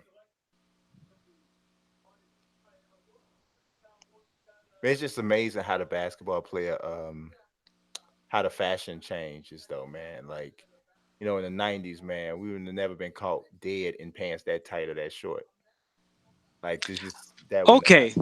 this needs to be addressed because them clothes was too big. Some of them were. Some of they were. Them clothes So was too I, big. I completely the suit that LeBron James had on, uh, the entire Saint Vincent Saint Mary team could have fit in there with him. I mean, It was them clothes ridiculous. was too big. It The was too era big. of clothes not fitting, Yes, but I do but not long for that at all. but there's a happy medium between glad bag and spandex. Well, see, That's I don't have a problem with the fit on the upper No, body. right. The upper body is fine. It's just these yeast infection inducing pants that this is what I can't. This is what See, I the, can't the do. the thing I don't like is when I can see the ankle and the Achilles tendon. Yes, That's yeah, when I draw the yeah, line. yeah. I don't want to see your ankles exposed. Yes, I don't that's need to the see your calves when you're wearing pants. yes, yes, yes. But as That's long as they too come much. down to your shoes Yeah, and you come got a down to your shoes. little Got a room little for the Holy room. Spirit, Yes, you gotta have a little room. you Let need a your little room future to break let wind. your future kids breathe, man. You know.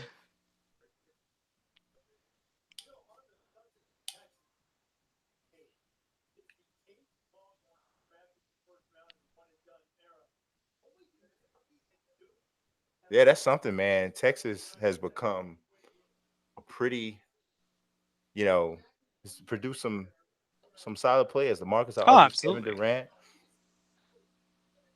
TJ Ford. DJ Augustin. Yeah. But I do want to go back to the Zion thing because Yeah, I was pretty forgiving about Zion's weight because I'm like, ah, he's in college, he's a kid, it'll be yeah. fine. He gets to the NBA trainers, conventional knowledge, he'll be okay. But the fact that was before New Orleans got the number one pick, Mm-hmm. and that is not the city you want to go to if you're trying to trim fat. Beignets. I mean, it really isn't the Yeah, place you want to go to if you're trying to trim fat. Number one, yeah. and I do feel like he looks a little heavier than last I saw him. I don't know. I really don't know. I'd have to see him in a jersey because this is like the first time I've ever really seen him out of uniform. Because every time I've always seen him is either he's getting interviewed after the game, during the game. So I'd I'm have to only see. looking at his face. I've seen him in street clothes before. I'm just looking at his face, and I'm not trying to drop the artist card here, but Yeah, I tend to be a pretty good judge of when people's facial structure is more starting or to. less Yeah, prominent. absolutely. I mean, because I And know how it is. Like for me, when I gain weight, you can't see my ears no more. It's like my ears go into hiding. So yeah. So and yeah, I feel like he definitely didn't look slimmer. yeah. No, I Which definitely would say that he definitely not. in summer league, is he going to play in summer league? Do we know that? I would if he plays more than one game, I'd be shocked. I mean, why do people say that? Like, usually the best players play in the summer league. Not anymore. Been this way Jason for Tatum played. Didn't Donovan Mitchell played? And Rui, man, at 9, that's kind of high. well, he was projected. Oh, that's people, but man, but he this tripped out because he looks just like his dad. He looks just like his dad. Oh, people forgot he's Japanese. Even Yeah, though the his people last do. name Hachimura. Yeah, they do. I'm telling you. Oh, When they look at him, but they he thought looks he's from what, the South? Like, he looks just like his dad though.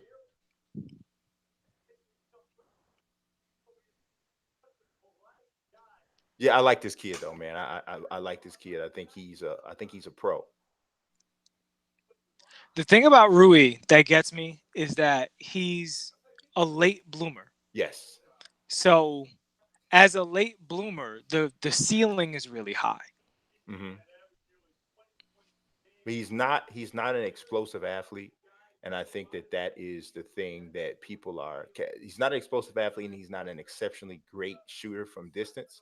So there's a wonder as to whether he plays a style of game that is like kind of gone. You know what I mean? Because now you want the fours to have a little bit more range on jump shots and not to play the banging game because that's kind of it looks like the He shot what West 42% from three. but how on how many attempts and then what It kind of but at looks. for a late bloomer coming out of college, that doesn't matter to me. That's what I'm saying. Yeah. Like if you're a late bloomer coming out of college, Mhm. I'm like, oh, we can definitely get you a jump shot, Yeah, right? Because yeah. most people don't come out of school with the best version of their jump shot. No, that's true. Even good Almost jump shooters nobody does. improve, Almost nobody does. right? So when you're projecting forward, I'm like, oh yeah, I could turn this guy into a stretch four easy. He's saying young Kawhi Leonard. Don't know about that one, bro.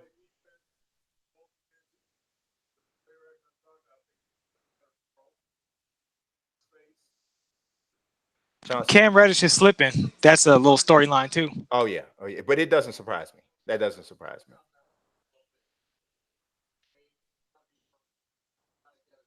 That's see what Jay Billis just said is kind of what I'm talking about.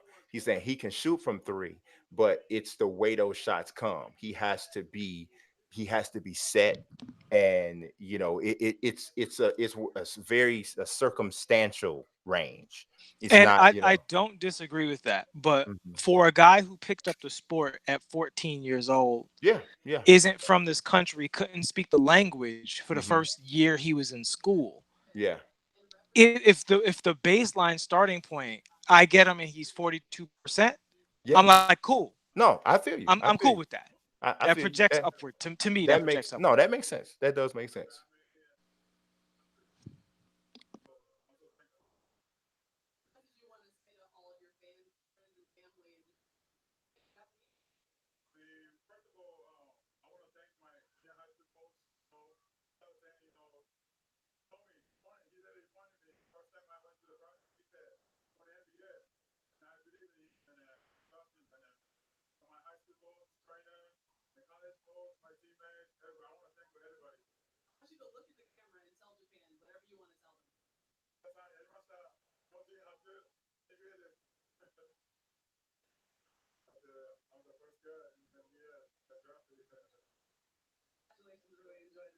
Is his dad African? I believe so. I'm not Yeah, sure. because the tone of his voice, he has the African, enunciation. But you know, it's a unique bro. He's a unique brother.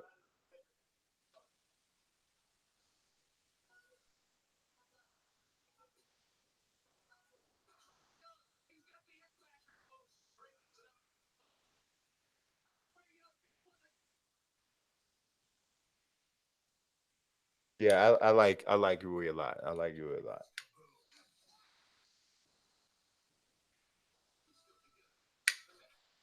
I'm gonna begrudgingly watch Toy Story 4, and I'm going to enjoy it just as much as I did the first three, which I also watched begrudgingly.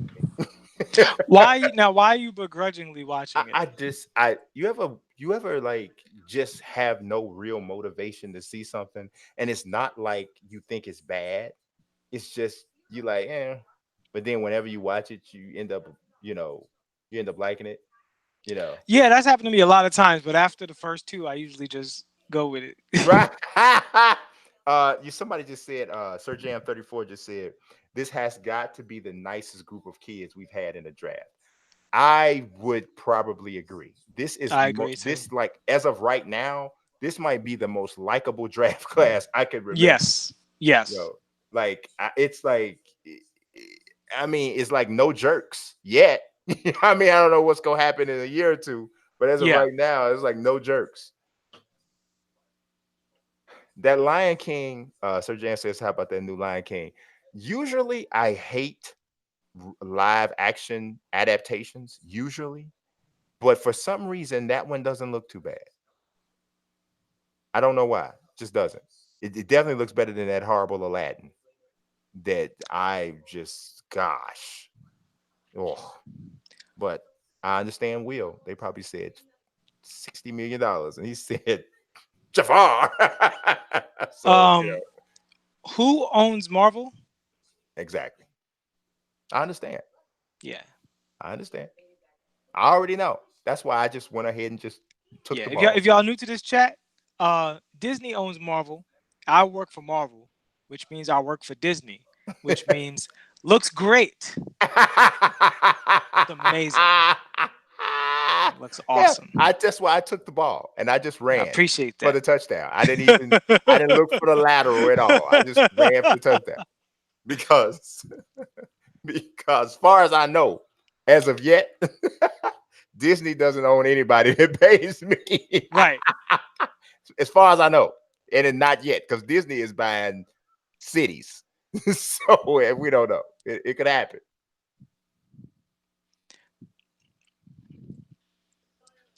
So this Rui pick. So the Washington Wizards selecting without having an actual GM.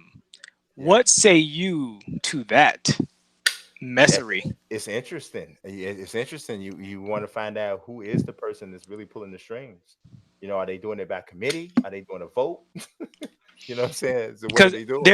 there's not a great history of that happening. Like usually when the owner and sales and marketing get into Yeah, the NBA draft for you, you wind up picking somebody that doesn't pan out. right. Swinging for the fences, not having the due diligence. So it's a lot of work scouting these guys. I do. Cam Reddish would be a good pick for the Hawks, though. That's a good swing for them.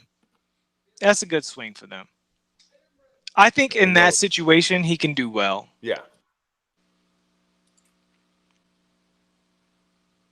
he should be pissed though, and he should take that with him into the Why should he be pissed? because when you consider his talent level and where he was drafted, I mean, I'm not saying that he was done wrong, but I'm saying competitively as a player, like Draymond Green can recite everybody who was drafted ahead of him. And I believe that that's helped him become a better player, that drive. And I think that Cam Reddish, if I'm Cam Reddish, if I looked at Zion and I looked at RJ going to top three, as a player, as an athlete, my whole time I'm telling myself I'm just as good as them anyway. I'm just as good as them. And for me to slip, I'm gonna show y'all. As an athlete and as a competitor, that's my mindset. I understand that, but here's the thing: anybody should feel like that, right? So, Right. I mean, unless you go number one. right. So if we're applying this specifically to Cam Reddish, he had a much worse year than those guys. Oh, for Like on sure. paper, he's the worst college player selected so far. Mm, yeah, I mean, I guess on paper. I mean, Who he but better than on paper? Maybe the center, I yeah, guess. Jackson Hayes is what I was thinking.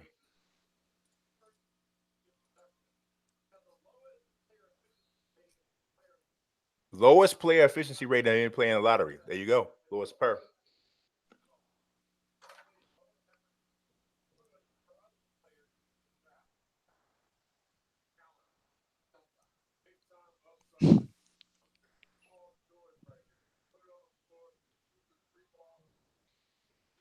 See, people keep saying Paul George for Cam Reddish. I don't see that at all. Now, are you guys going by his measurements, or is there something else you're seeing in his game? Because I didn't watch him in high school, like apparently everybody else did. Yeah, I just watched him play for Duke. right. I didn't see any Paul George. Yeah, I don't see it. I know Paul George was a bit of a late bloomer, but Paul George grew when he got into the league from 6'8" ish to 6'10" ish.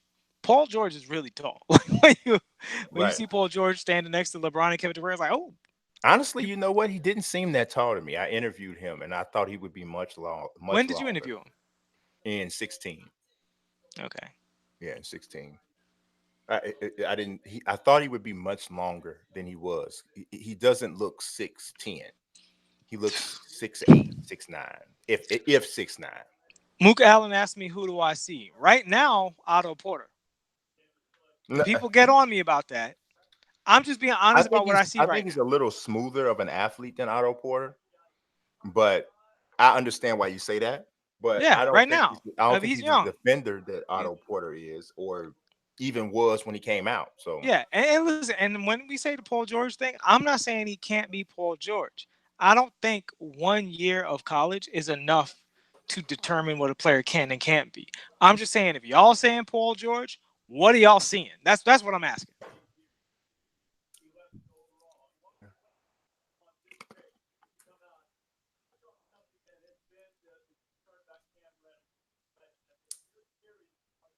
I'm really interested in see who takes Bobo. You know who else I could see with Cam Who? Reddish? Andrew Wiggins. Ooh, he's already a much better shooter. Is he though? Yeah, man. Cam Reddish can shoot the ball. He's a good shooter. What he shoot in college? Because last I checked, it was 30-something%.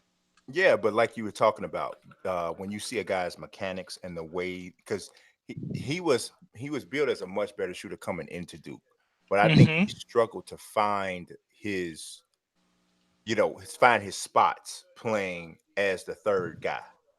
And I think he's a better shooter than the numbers indicated because of the type of shots he was getting. Mm-hmm.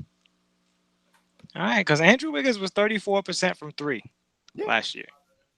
I think Cam Reddish is going to be one of the better shooters out of this draft. I'm just not sure what else he does. And I also am not sure about his motor. All right, because as much as we've given some pretty good mess to Andrew Wiggins, he's still a career 19 and a half point per game scorer. And if you think Cam Reddish is definitely going to be a career 19 and a half point per game scorer or better, Mm-hmm. then more power to you. But right now, I think if everybody else thought that, he would have been drafted higher. Yeah. Well, I mean, we'll see. Um, nah. Mook Allen asked me what I was eating. Sunflower seeds. I mean, not sunflower seeds. Pistachio nuts. Both delicious. Yes. All right. This could be bowl. If somebody's gonna pull a shocker.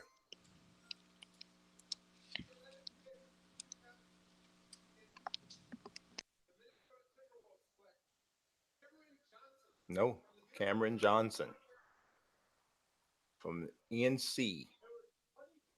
That's an interesting pick.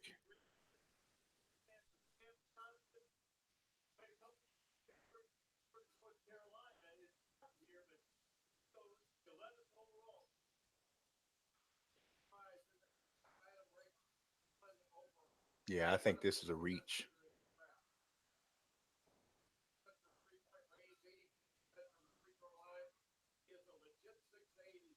He reminds me a little bit of a little bit more of a bouncier Tobias Harris.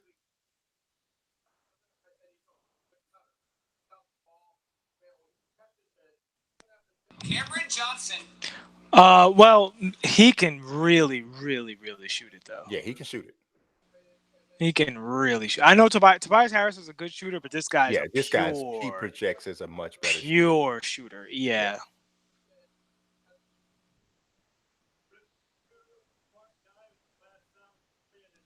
Like this, the kind of person that if you put him with Shaquille O'Neal, Put him with LeBron. he can get you a championship, like regular Ray.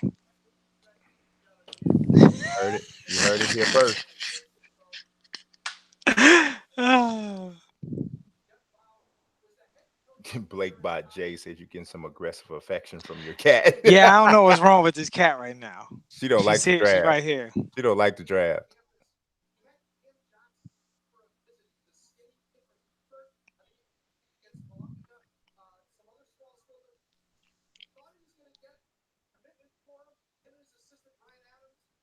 See, if I'm Charlotte, I gotta take the safest pick here in the draft left out. I gotta take. I don't care if it's even if it's Nasir Little, which I know is not a wow pick for most teams, but I gotta because Charlotte is a team, in my opinion, that they cannot afford to miss. They can. They have to get a guy that's gonna get. They're gonna get production out of. If you think about all of the picks in this franchise's history, they've had like one or two that have panned out in history. Yeah, They cannot afford to miss. I'm with you. So to me, that's why they cannot afford to draft somebody like At the Bobo. same time, though, I think they've always played it safe, and it's kind of bit them. That's true. Cody Zeller and you know Emeka Okafor. Frank Kaminsky. Mm-hmm. They always draft guys who are Emeka like, Okafor was a good player though. He I was mean, a he was good player. okay. Yeah, he He was was a good alright. player.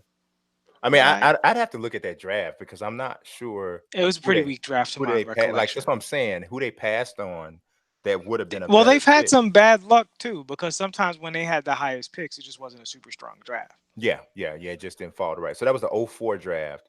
Let me see what went. No, they had the number 2 pick, and so they'd Hmm. already. Yeah. See, I don't know that they could have. Dude, that was probably the. I mean, because Dwight Howard went number 1. Okafor went number 2. The Bulls took Ben Gordon number 3.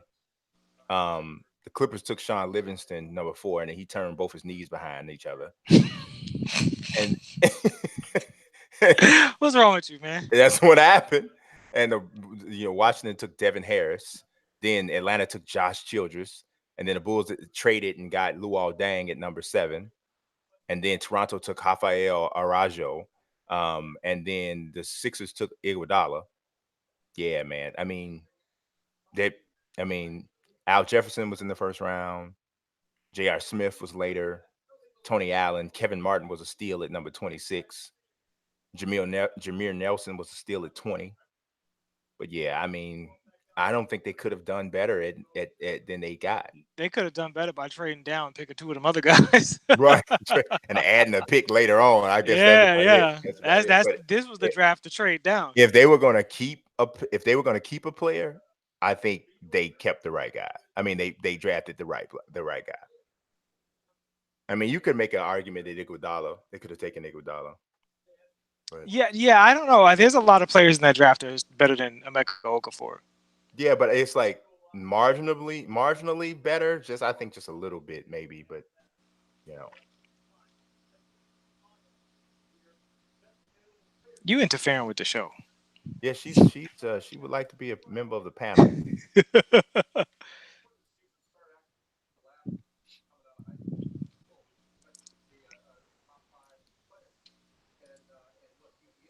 I think Charlotte goes really safe here. You know, like See, I but don't is know. Nasir a little safe though? Now Because it might be PJ Washington. I know he's considered right in the same area too. So when you say safe, I want to get somebody that was productive in college. yeah, yeah. I'd have to look up PJ statistics. I don't know off the top of my head. I mean, but he's a Kentucky dude, so he was a member of a draft class out of this world. Yeah,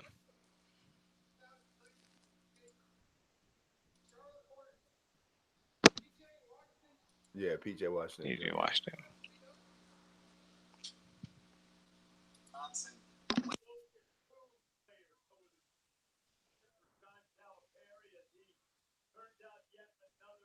You know what's funny? Mhm. Outside of Rui Hachimura, this is one of the most expected drafts Yeah, I've yeah, ever seen. Like yeah, usually mock drafts are way off, right? yeah. Like No, somebody they does something but you crazy. you know what generally I think is happening is people are getting better and better sources, just some of the journalists. And so when they're circulating these mock drafts, they're getting good information. And so that's where people are basing the stuff off of.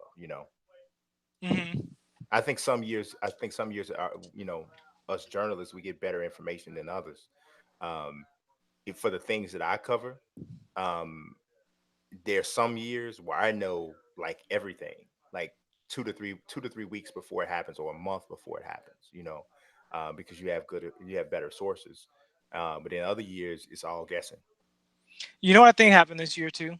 It's a combination of Zion, Ja, and RJ Hmm. were so Locked, yeah. yes, right? Like even though Darius Garland could be in that group if he'd played the whole year, Hmm. he didn't play the whole year. Yeah. And 5 games of college is an extraordinarily small sample size. Hmm. So outside of those four, especially those three, Hmm. everybody else got kind of organized automatically. And I think because they are all this is like the good guy draft class. There's Hmm. no, Michael Yeah, Beasley yeah, craziness, yeah. no I'm thinking that Allen there's Iverson, no, uncoachable kind of yeah, you got to take a risk on him because he's great on the floor, right. and yeah, It's easy to just say, this is what we need. This is what he did. Let's roll with that. yeah, And there's also not too many super upside players for teams that have the time to mess around. yes, Like a lot of the teams who are drafting a little bit later, and they don't have access to guys who look like they could be stars, so they're just drafting rotation. yes. Calipari.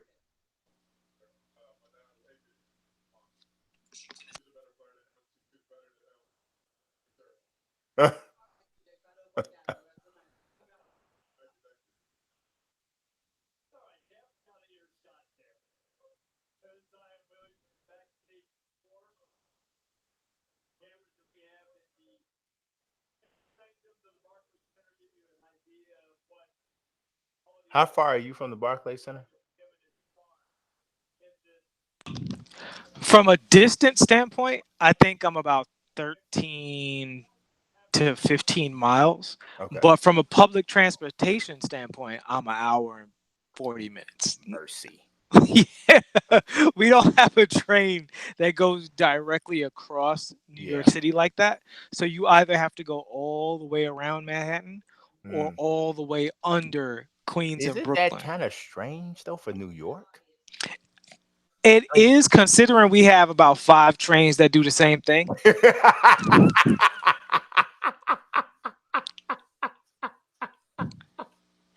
And they keep I missed driving the it. I price of missed Metro it. cards up, so that I know they're doing something with it. Right. I missed the Sir Jam. I don't know who you talking about. He said, "Oh, girl is wearing that dress." I don't know who he's talking about. I I didn't wouldn't see it. know anything about that. I didn't see it. I didn't see it. I did She not see it. probably works for Disney too. Right. She worked with Disney. And get me in the HR talking about some dress. Right.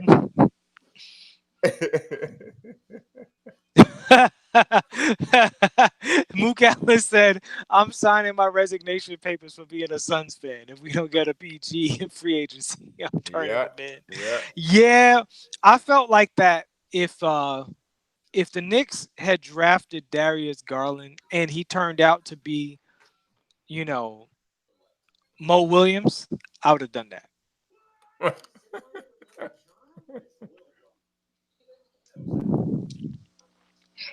Darius Garland for me was the, you know, if you got a crazy plan, it better work. Mhm. D. Johnson said you got to take that train through Coney Island to get to Barclays. What is that? Nah, Coney Island is on the other side of me. Okay. Oh, he ain't from New York. He talking craziness. Coney Island's the southernmost. Where you I was from, about to, D. Johnson? What I'm you about to talking say about? he from D. Johnson's from Cali. Yeah, yeah, yeah. Yeah, he talking Well, I don't know mad. if that's where he's Where, from, where, but where I you know. coming from? Philly?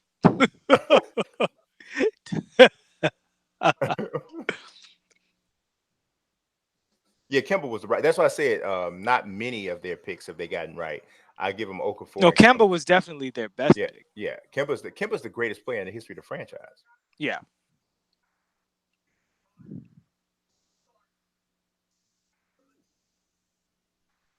Ice Cube doing finally doing little promos for his league there. Yo, I love me some Big Three, man. I'm about it. I like the Big Three. Yeah, I can dig it. It's definitely basketball.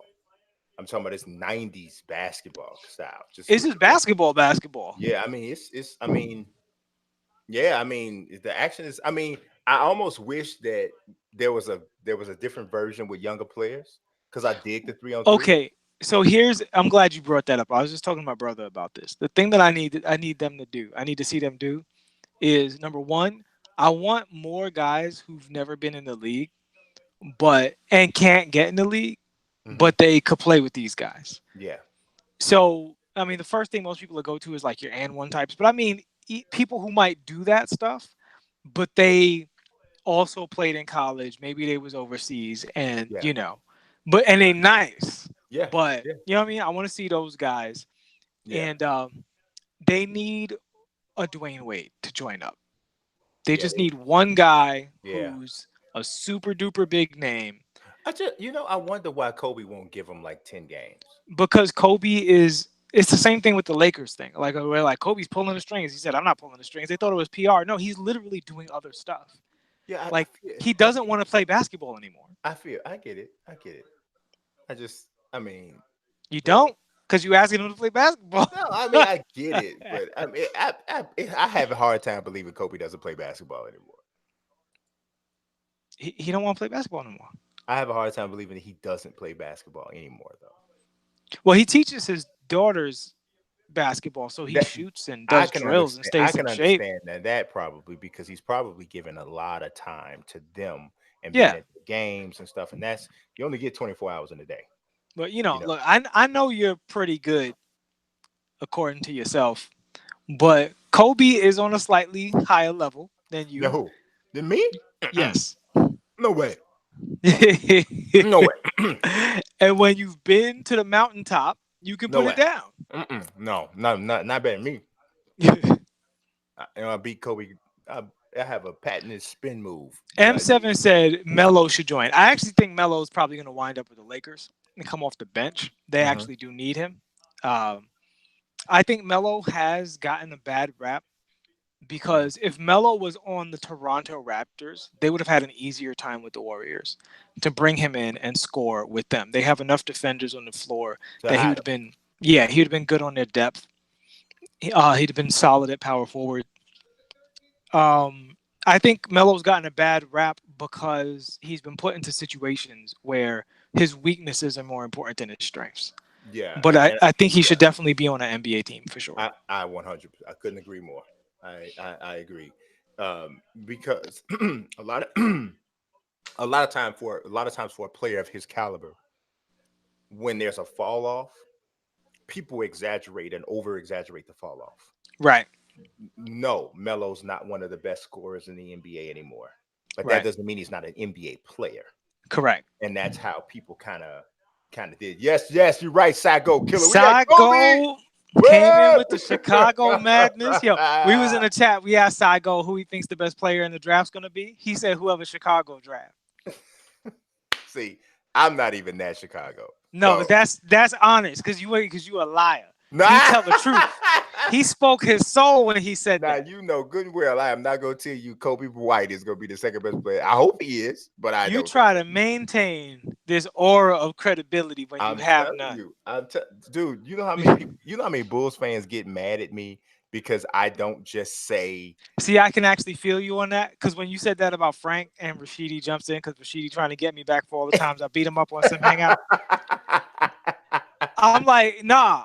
According to like the Knicks craziness, I'm Yes, a Frank Ntilikina hater yes, compared to what they like out here. right.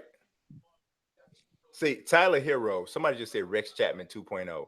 To me, the only thing similar to Rex Chapman and Tyler Hero is that they both white and went to Kentucky. I don't think that his game is much like his at all. Like Rex Chapman had bounce. Like Rex Mm-hmm. Chapman was like a plus athlete. This kid's Mm-hmm. not a plus. He's not the worst athlete in the world, but he's not. To me, I don't see that. I don't see that at all, and he's not nearly the gunner that I mean. Rex was always like Rex is the white Vernon Maxwell.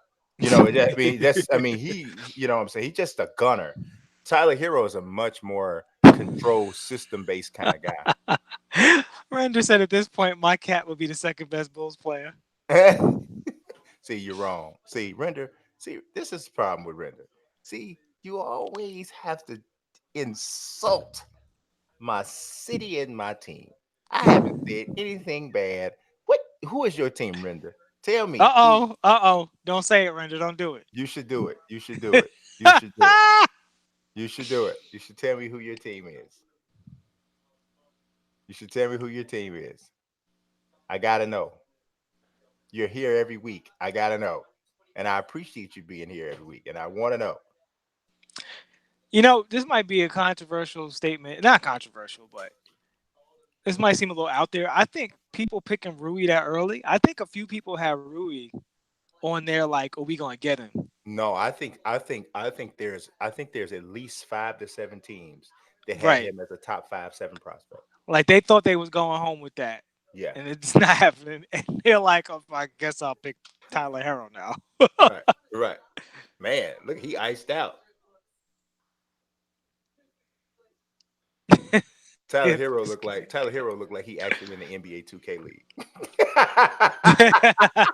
Yeah. He looked like he played for T he Wolves he Gaming. about to play for Heat Gaming, Heat Yeah, Check. he a pure sharp. Famous enough about to go grab him right now. Right. Now Romeo Langford is an interesting I one. really like that kid, but Romeo Langford, I think, is one of those guys I'm that a allergic few to years down the Indiana players. line, I'm that's allergic to fair. Indiana players. Just allergic to it. Yeah, he's one of those ones that could come back and get you later on. You Now, might, but I do. You name me the last player from Indiana who actually was. I mean, Eric Gordon, and yeah, yeah, it traditionally doesn't work out. I don't know. I mean, I think the thing about that traditional stuff is traditions change. Like it used to be that Duke didn't produce good NBA players, and now that's a ridiculous thing to say. I think it was because of who they used to recruit, and This is what I'm saying. So it's like if Indiana has the same exact recruiting as they did for the past 15, 20 years, yeah, 30 years, yeah, then yeah. But if their recruiting is different, then yeah. Oladipo is the only guy that the yeah, goods. What's going on? The goods is in here. The goods is one of the best modders out here. One of the leading voices in the 2K mod community. Does nice. does a lot of good work. He also does real well as being as like a networker within that. Because if it wasn't for him, I don't think I would have found Razor. So that what I'm saying, his work is good and appreciated. Does a lot of good tutorials for stuff. So if because a lot of people in the modding community for 2K are um really territorial and hesitant to share. but he's not that way. So Mhm. people how to do a ton of stuff. So it's a good thing. So are we officially on bowl watch now? It looks like it. It looks like we're about right there. With the Celtics, I have no idea what are you doing because Horford's leaving. Um, We Kyrie's haven't leaving. spoken about that situation. Yeah, So now I think if they lose Horford, that's horrible. They yeah. can't lose Horford, They're right? gonna. Like, It's already gonna. It's gonna happen. Yeah, but Zeke. I mean, are we talking about that? Isaiah Thomas was in the 1980 draft. yeah. And Gordon Hayward played for Butler. He's talking about Indiana, the school program Yeah, the school, specifically, not not from the, this. not There's a the. lot of Yeah. good players Oh from yeah, I mean actual Indiana. Larry Yeah, freaking Bird. You know. yeah. I So, mean, Sean Kemp. Well, he didn't. He's because he went to. Yeah, I think he's from Indiana. yeah. There's a ton of players from Yeah, Indiana that are really good. The Boston situation, they went from, oh, they're a favorite to make the finals to, you know, yeah, fifth in the East maybe. yeah. So what's their future looking like? So now I think if they retain Horford, they're essentially fine because they still have Jason Tatum, And Terry Jalen Rose, yeah. Brown. But they won't though. It's from what I'm understanding, Horford already has an understanding that he's going to get a massive deal from someplace else, and he wants out of Boston. So that's interesting because if that happens, they are in serious trouble I would agree. because I don't because what'll have happened was um they are in a situation. I mean, here's the thing: Danny Ainge is still a good executive. I think people being a little hard on Danny, Yeah, but it will be a situation where, well, what free agents did you guys get? They haven't gotten any real free agents. yeah. He didn't want to go So there. yeah, for a lot of reasons. Yeah, this kid didn't want to go there. You could look at him. He had the Steve Francis just got drafted by the Vancouver Grizzlies look.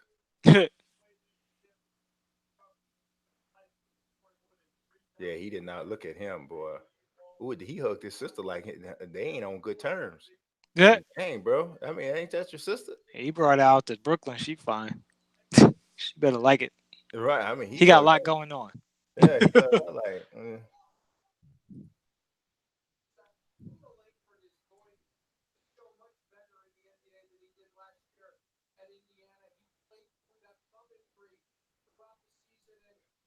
Wait a minute. So, did I miss something? Is there an agreed upon trade for this pick going to OKC?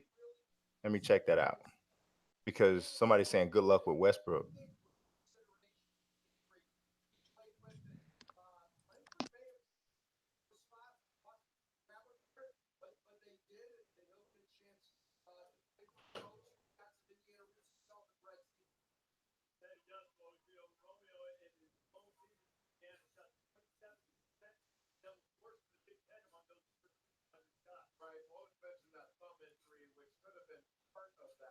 He I'm looking at him though. He looked like a very astute concierge with that suit on. So yeah, I mean, well, Whoa. here's the thing. The one thing you can't knock the Celtics for, they draft really well. Yeah, they have. So They have. That is true. either That is they true. picked up Langford because they know something that other people don't know, That is true. That is true. or they're gonna hoodwink somebody. Yeah. But I would think that if somebody was trading up to him because he was slated to go later, they could have just Hmm. gotten him later Yeah. anyway. It's a very interesting deal. So here's an interesting thing. So if they lose Horford, they're out of a center. Yes. OKC just put Steven Adams on the market. Man, oh my God. Is that the dumbest? What is that about? They need shooting, and But I not love at Steve. Listen, not at risk of him. Steven Adams is my favorite center in the league. He is he's in my top 5 centers as far as my favorite guys to watch. Well, And actually, Mitchell Robinson is my favorite center in the league, but my second favorite center is Steven Adams. Right? So clean that up a little bit. Let's get that I'm together. Mitch all day. But Steven Adams has a big contract. And the thing is, I think OKC feels that they can replicate Steven Adams' production with other people and put that money towards shooting. And with Westbrook and Paul George, they might not be wrong about that. I love Steven Adams, Mm-hmm.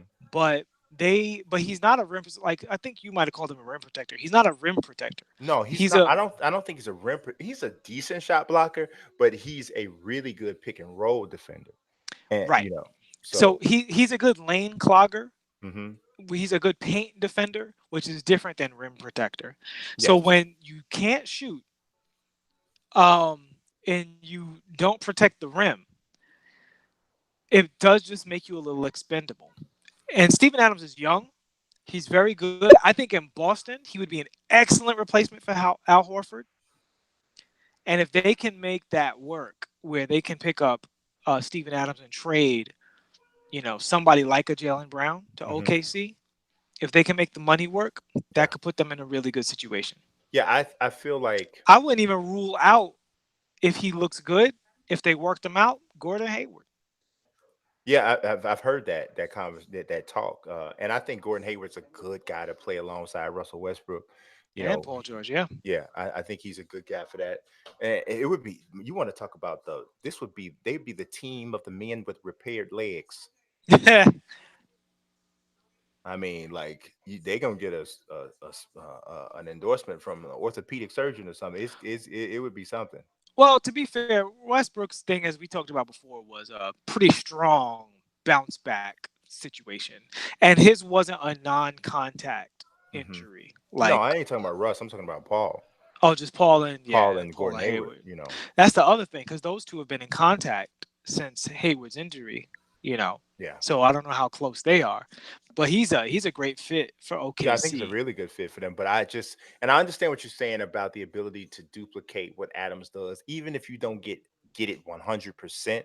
If you get 90% of Steven Adams, but you improve the shooting guard position Correct. by 85%, the Right. team is still better. Right. A lot So, better.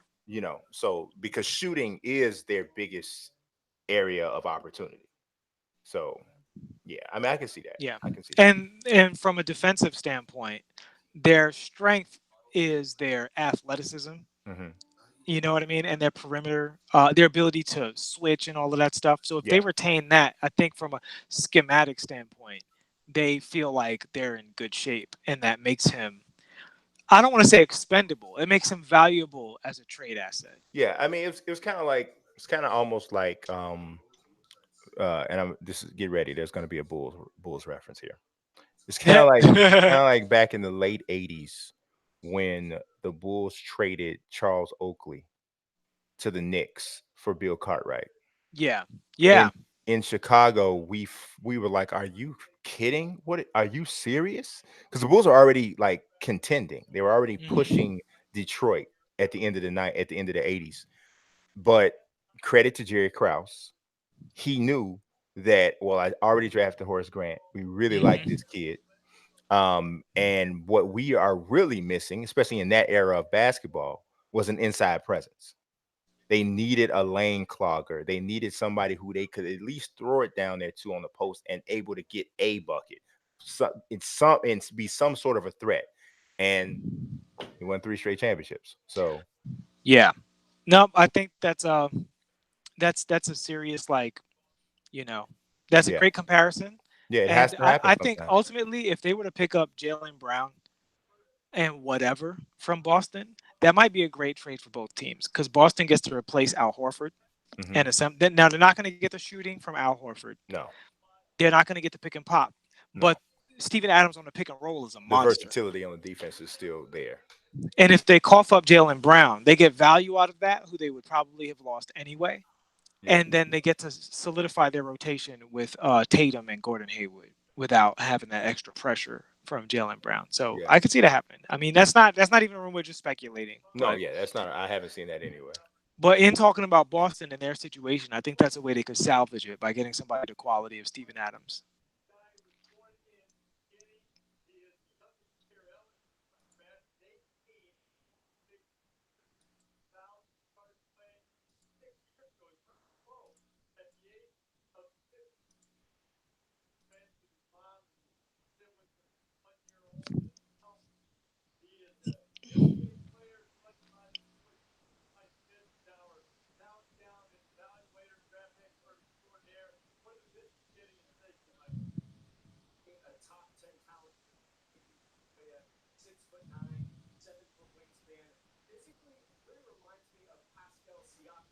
Hmm. See, now here's the thing. Yep. I think I already know what you're gonna say, but go ahead. Go Just ahead. because they both African, I knew it. I knew that's what you were gonna say. dude, I they knew it. do it so often, They do man. it They're all. like, But honestly, I'm gonna tell you, it as somebody who has written countless scouting reports and countless player comp stuff, sometimes it's really hard not to, because I do believe that people from certain regions of the world and people from of certain of similar ethnicities are very often similar in athleticism and in movement. So and then sometimes it's difficult to differentiate, does he look like him on the court, and does he play like, or does he play like him, it's or just is they it both? so often come out on the wrong end of this kind of thing. Oh, It, they it two happens dark a skinned lot. guys. So, It happens a lot. It happens a lot. like for instance, Trey Young and Steph Curry, Yes. right? But see, Now, but there are similarities. but there's more similarities to Trey Young and Steve Nash.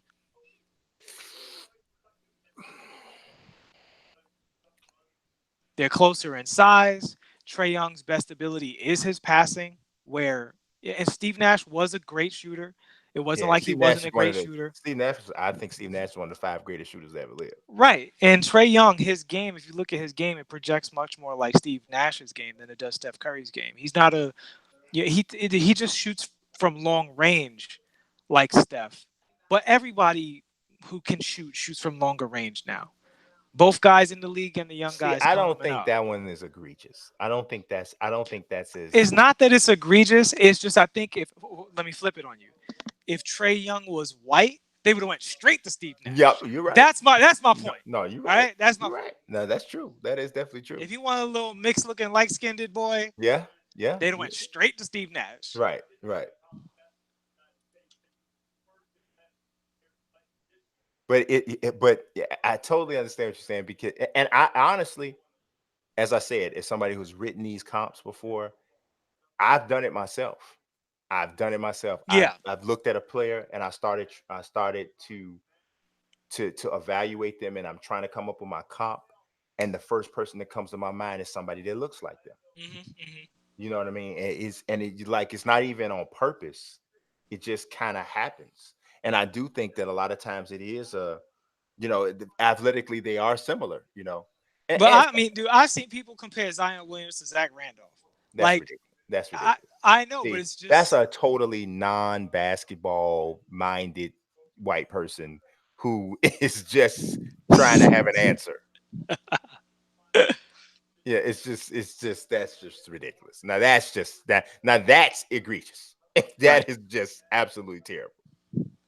Yeah, and yes, D. Johnson said NFL does that with quarterbacks all the time, Yeah. all the time, And with all the time. quarterbacks, it's the thing you really miss on because we know the history of quarterback hiring has, there's some racist Yes, traditions that have in recent memory started to be undone. yes, But as they allow more black guys to throw the ball, you yes, also start allowing unathletic black guys to throw the ball. yeah. Like Byron Leftwich. Exactly. And Yeah, so you start to get black guys who do look more like Tom Brady or Peyton yeah, Manning than they do, Randall Cunningham. yeah. Because Byron Leftwich was physically very similar to Ben Roethlisberger. Very similar. Right. And those are the comps that Yeah. they should be having. And you can see them struggling to like compare people appropriately. The thing of it is that Jameis Winston, they made in the comps, they made Jameis Winston more athletic than he is. Jameis Winston's not athletic. Right. He's Right. And not. it's getting people By in trouble. Right, he's not by mobile quarterback standard. He's not even a mobile quarterback. He's just a big guy. You know what I mean? So, and they were talking about him like that was a part of it. I'm like, no, if you watch him, dude makes very few plays with his legs.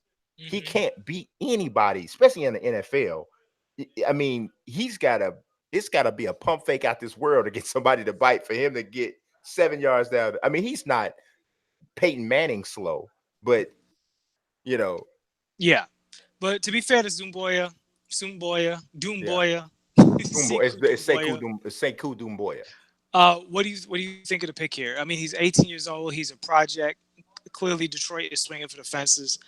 Um, What I like about him is that he can put the ball on the floor. and I think with his length and athleticism, I think that's why I don't have a bunch of a problem with the Pascal Siakam comparison. Um, because I can kind of see that a little bit. I don't think he's as wiry as Siakam, because Siakam's able to use that wiry and that length ability to get, this dude can get the ball to the glass on a layup. Is like, because his length, I mean, he jumps and he extends, because he'll start his jump here, but then midway through the jump, he's extending his arm, and he can, if you can get the ball to the glass on a layup at that level with that level of athleticism that these guys are playing with, that's why he finishes so well. Mhm. So I don't think he quite has that length that Siakam has, but I think he's a more fluid basketball athlete than Siakam. Siakam's kind of gangly, is kind of all over the place a little bit on the drive. Dumbuya, from what I've seen, is tighter on the drive than him. So Have you seen any interviews with him? no, See, I think that's a really important component because when you see Pascal Siakam, I joke with my brother that he speaks English better than Scottie Pippen does. yeah, Like, which is not so much a joke as a statement of fact. It's just funny. yeah. He's obviously a really intelligent, like Who you talking about? Siakam, Siakam. very intelligent, very smart So guy. when you talk about, And a lot of times we say that, and we don't do that as black people, but a lot of times, that's thrown out there about a black athlete, especially if it's not coming from a black person. And even sometimes when it is coming from a black person, it's almost like we're surprised, or it's almost like we're saying he's intelligent for an athlete. No, if you listen to Pascal Siakam talk, Pascal Siakam is probably the smartest person in most rooms that he's in. no, he's a smart guy. Just a He's like a smart guy. really smart guy. Just a smart guy. And the thing about it is, here's the thing about athletes. When you say smart for an athlete, Mhm. it's not a knock when you talk about a draft. And here's why. Because a draft is drafting the most athletic people on earth at that age at that time. Right. So you're not selecting by intelligence. That's just happenstance, Yes. right? It's random. Right. Like if you go outside and you randomly pick 10 people, one person's probably going to be way smarter than everybody else. And they're going to be mostly average. That's just the way it works. So when you say this person is exceptionally intelligent, when it applies to athletics, because then you say, well, what's his ability to learn? Everybody who runs this fast and is this tall and jumps this high isn't going to be equally intelligent because the genetic lottery just doesn't distribute. Don't work like that. Right. It just doesn't work like that. Yeah. So it's not like a general athlete. No, that's just if you participate in sports, you're dumb. Obviously, that's stupid. That doesn't make any sense. But Mm-hmm. once you start narrowing it down to people in this exclusive 0.0% club of athletes, then you have to be like, well, I need to interview him and see what he's like before I compare him to this other guy Yeah. who developed all these skills. Yeah. And that's the thing about Siakam. You talk to Siakam, and it's easy to believe that he'll turn into an all-star. Not that he necessarily will, but you can believe it because it's like, well, if this guy wants to, he apparently can learn anything because he's learned a lot of things already outside of basketball. Yeah, that's what I liken him in that sense, because they have almost a similar background, almost. Well, not similar background, but both of them are international players. But Rui Hachimura, like, I think, you know, for this guy to have gotten a command of the English language in the way that I mean, his command of the English language is really impressive considering how the shorter period of time that he's had to learn it. Also, Yeah. you consider that he picked up basketball relatively late when you compare him to Right. the other players that have, these guys been playing since they were 4 and 5 years old. To me, that lends itself to this guy is not only does he have the body kinesthetic intelligence, he also has a high comprehension and application, Absolutely. And then as the well. last element is the desire to be great. You hear Yes. Pascal, you talk about him, you hear him talking about his dad. In fact, that's one thing I love about Kyrie Irving is Kyrie Irving loves basketball and genuinely wants to be great at it. Mm-hmm. Like everybody's not wired that way. So we look at a RJ Barrett, how are you wired that way? So I think when they look at 6'9" and wingspan and African and then they compare him to Pascal Siakam, I'm not saying he won't be Pascal Siakam. Right. I'm just asking. Is that a lazy comparison, or did you really look into their games and see similarities? Because I would say the most important part of Pascal Siakam is from the neck up. Hmm. You know, Well, like I think the neck up is what makes him potentially special, if that's what you mean. Well, meaning like, suppose Pascal Siakam was 6'8". I think he's probably still Pascal Siakam. Suppose he's 6'7", probably still Pascal Siakam. I You don't know what know. I'm saying? Six But seven might be a little too little. He needs no, to I think learn. so. I think so. But I think some people, they're only in the league because of their measurements. I would agree. I would agree. And Yeah. so, and I'm not saying this guy's that. I'm just saying that when I see this comparison, Hmm. don't ignore the measurements from here to here. That's Yes. it. No, I would. Especially when you're comparing him to a guy like Siakam, I'd a agree. guy who's not just an athlete. Yeah. You know what I dig that they're doing in this draft? I don't think they've done this in previous drafts. I dig the little baby picture thing at the, I dig that. That's because I like, I love storytelling, Yeah, and yeah. that's kind of rolls into that, you know. Now that jacket is bold but kind of dope. I dig the snake skin look. I'm feeling that. I'm feeling that.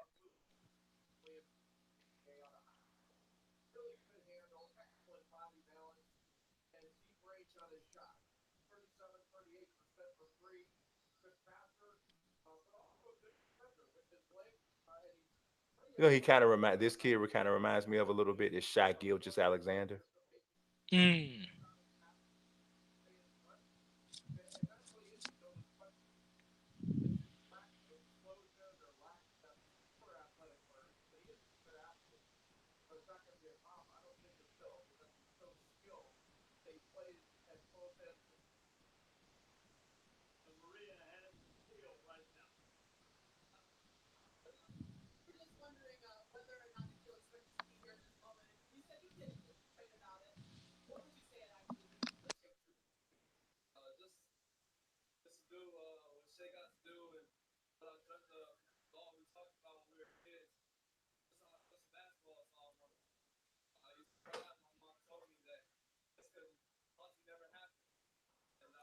I'm gonna take a quick break, guys. Give me 1 second. I'm gonna let Nelson hold it down. I don't cry, guys. Don't cry, Nelson. I understand.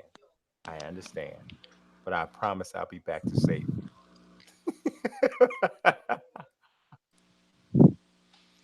You guys see how he is? My cat is infecting the internet. Yeah, she's a little,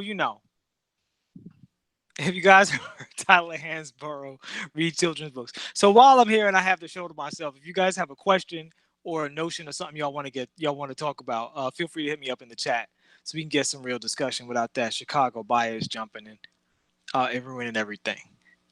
I'm curious, how bad do y'all think Chicago is going to be over the next 5 years? Will they crack 40 wins in the next 5 years? I don't know. I think they're going to stink for a little while. Look kind of like a disaster.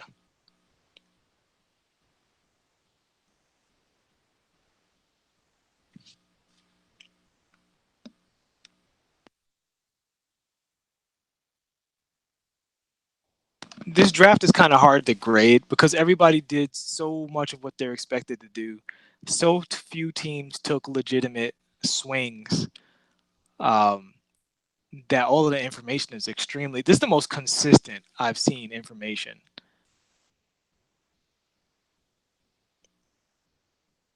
Yeah, I like Kobe. I like Kobe. I mean, I have high hopes for him because he is another young guy.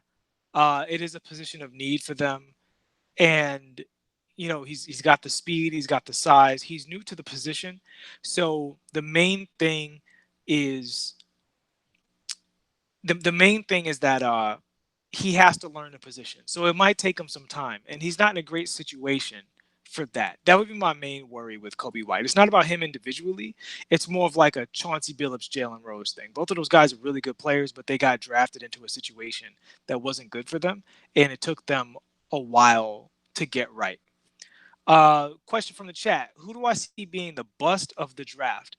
Well, the interesting thing about that question is only 3 to 4 players are looked at as lottery picks. This draft is basically everybody from 5 on is thought of to be kind of similar in talent level. So unless Garland, um, Zion, RJ, or Ja turn into a bust, then there is no bust yet. You know what I mean? Um, because everybody else is supposed to be kind of like a rotation player, maybe a starter, but nobody else has had the all-star tag slapped on them like those four guys. So I don't necessarily think there are going to be busts in this draft because I do think all four of those guys. Uh, I guess the one I would be most scared of would be Zion, just not because the expectations put on him are so high. Like the people he's compared to, even your Blake Griffins and your, LeBron. Like to even take LeBron out of it for a second, because that's just more of a hype thing. Like Blake Griffin. Blake Griffin was 20-10 every year, basically. I mean, he averaged like a triple double in a playoff series. Like his jump shot now has developed to a point. Outside of his health issues, Blake Griffin has really turned into everything you kind of wanted him to be in a certain sense. But the injuries is the thing. So the only way for Zion to meet those expectations is to not have the injuries. And the weight right now scares me more than it did before because it doesn't look like he's trimmed up yet.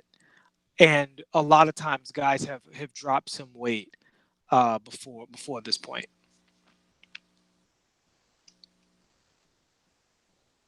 Look at some more questions real quick. Nazir Little, I don't know because Nazir Little had a pretty disappointing year.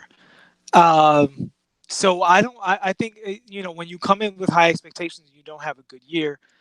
You get into a tough situation draft wise, especially if the questions are about like your motor and stuff like that.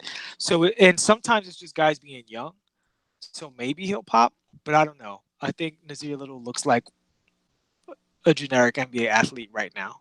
And he has to make some changes to develop beyond that.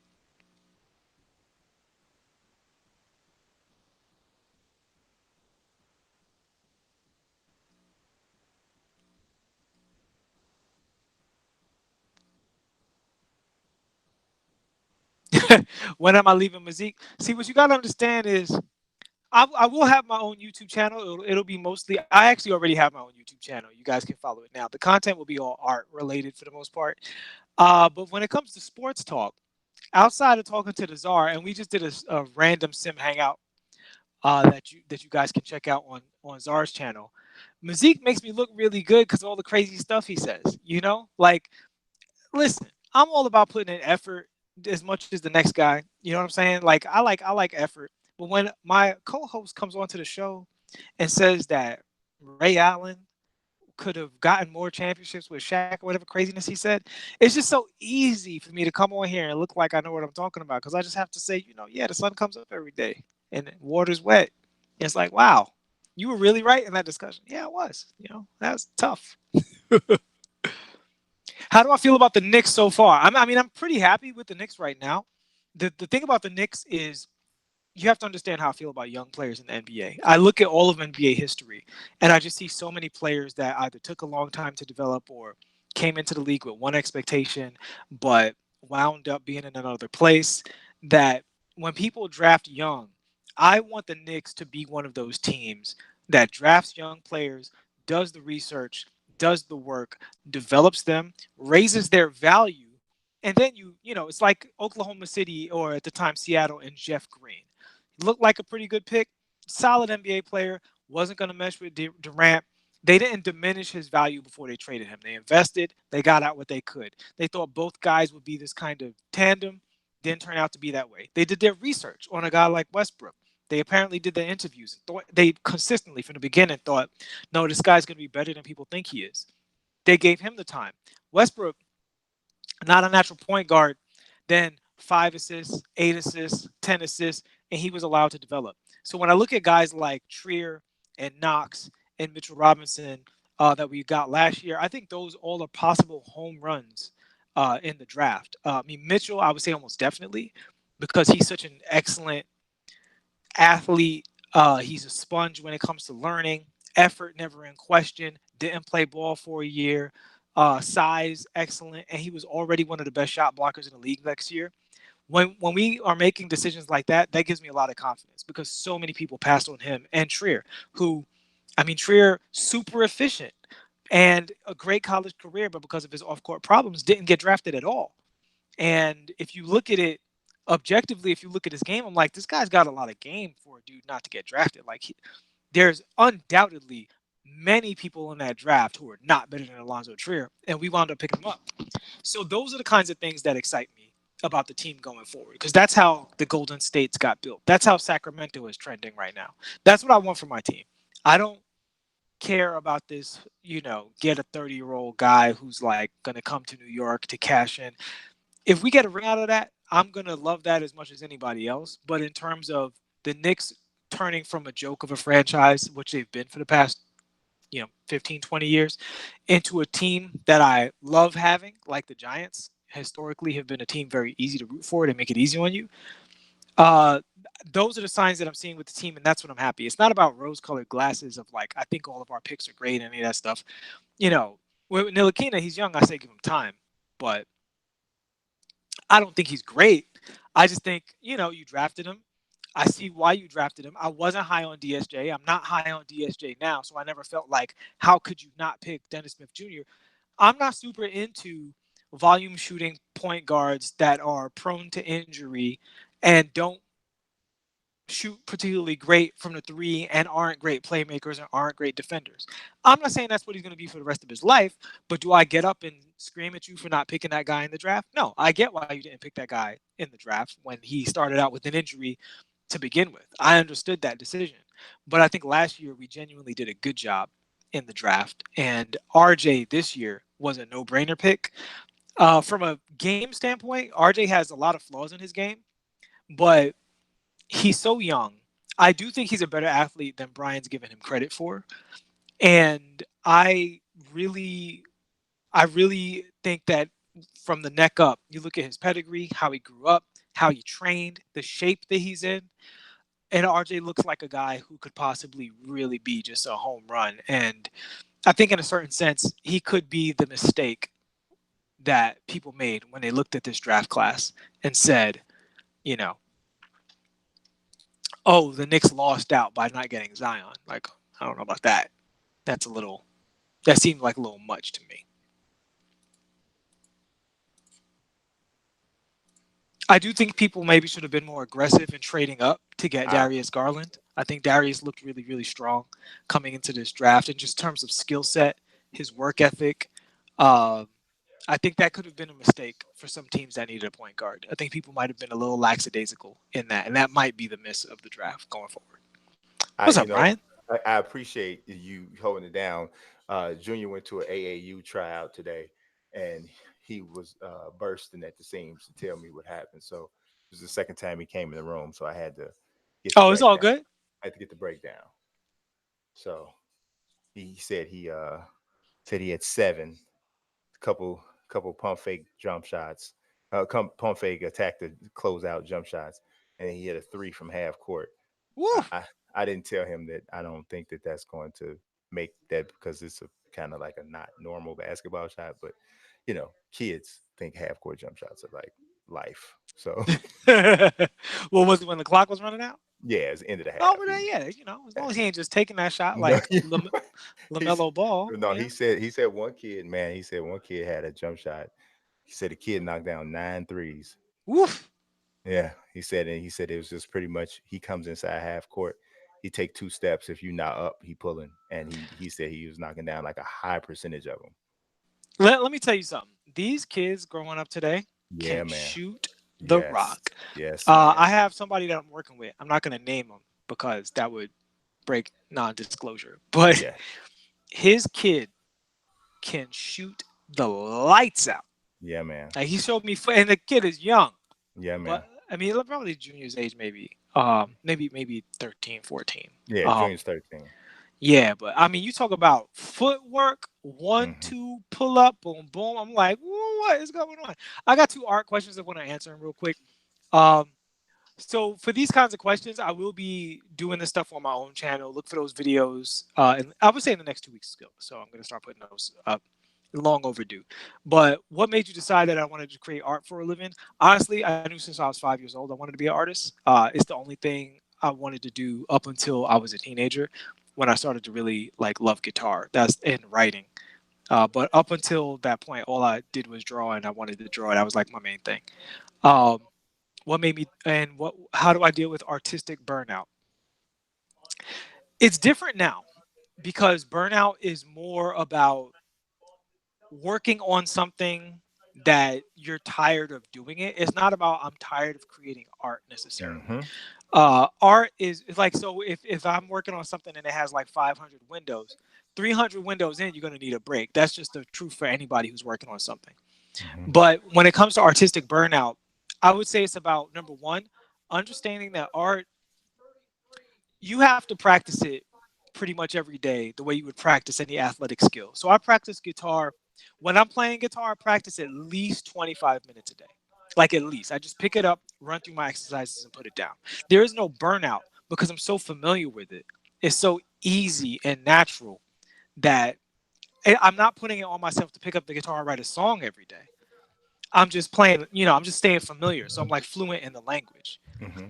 And so art really is more about you having something to say, you having an opinion, you having a perspective, and then having the confidence to sit down and produce a product. It's not about art being this other thing that you have to drum up the energy to do necessarily. A specific art job might be like that, but art in general, I can always pick up a pen or pencil and start drawing, whenever. Same thing, I can always pick up the guitar. It's never effort to pick up the guitar and play it. It's never like, oh, I don't want to play the guitar today, you know. But that just comes from doing it a lot so that it feels like it's a part of you. Yeah, I mean, I actually can kind of agree. I think sometimes it is a little bit different for me with writing. Hmm. But I did not know that I wanted to be a writer my whole life. I knew I wanted to do something sports related, Hmm. but I didn't know that I wanted. But to be honest, I didn't know that that was possible. Like I really So didn't. on that note, right? Mhm. So I'm just gonna take a leap and guess that you always been talking a bunch of shit. Well, yeah, I've always been like in my profile for Forbes, yeah, I have it written. It says, I've been blessed enough to make a living talking about things that I talk about for free. Right. Yeah, so I've been doing So that you've forever. always had these conversations, you've always Yes. looked at the stats. So all that changed was this one structural outlet. But Hmm. that structural outlet, like for instance, this show, Yeah. how different is this really from you writing an article at the root of it? The structure and the format and the skill set required, yeah, but the thoughts, The your thought. opinion on Bol is the same Yes. as if you wrote about him, right? Yes. Hmm. Your desire for the Bulls is the same whether you talk to me about it, whether you write about it. It's the same level of delusion. So the writing is just a skill that you use to sell that.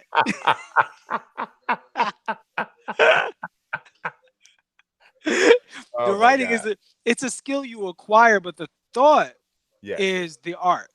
And Yes. that's the answer to the question, really, is to understand that your thoughts are your art, not your Yes. art. Your Yes. art is just the way you manifest it. So whether I write a story, whether I come in here and discuss it with you or another person, whether I draw it, whether I do a song about it, whether I paint it, it's the thought is the valuable thing.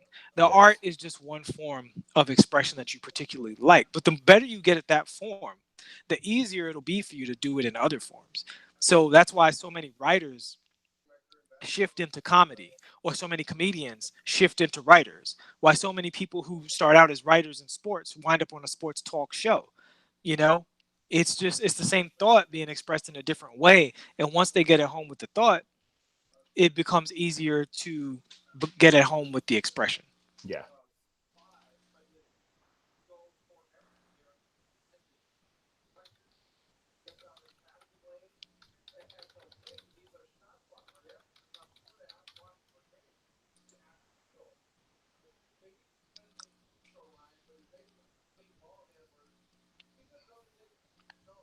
So the Celtics When have completely bailed on the first round of this draft.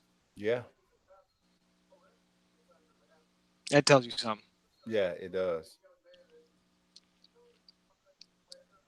Yeah, he got that Jared Dudley face.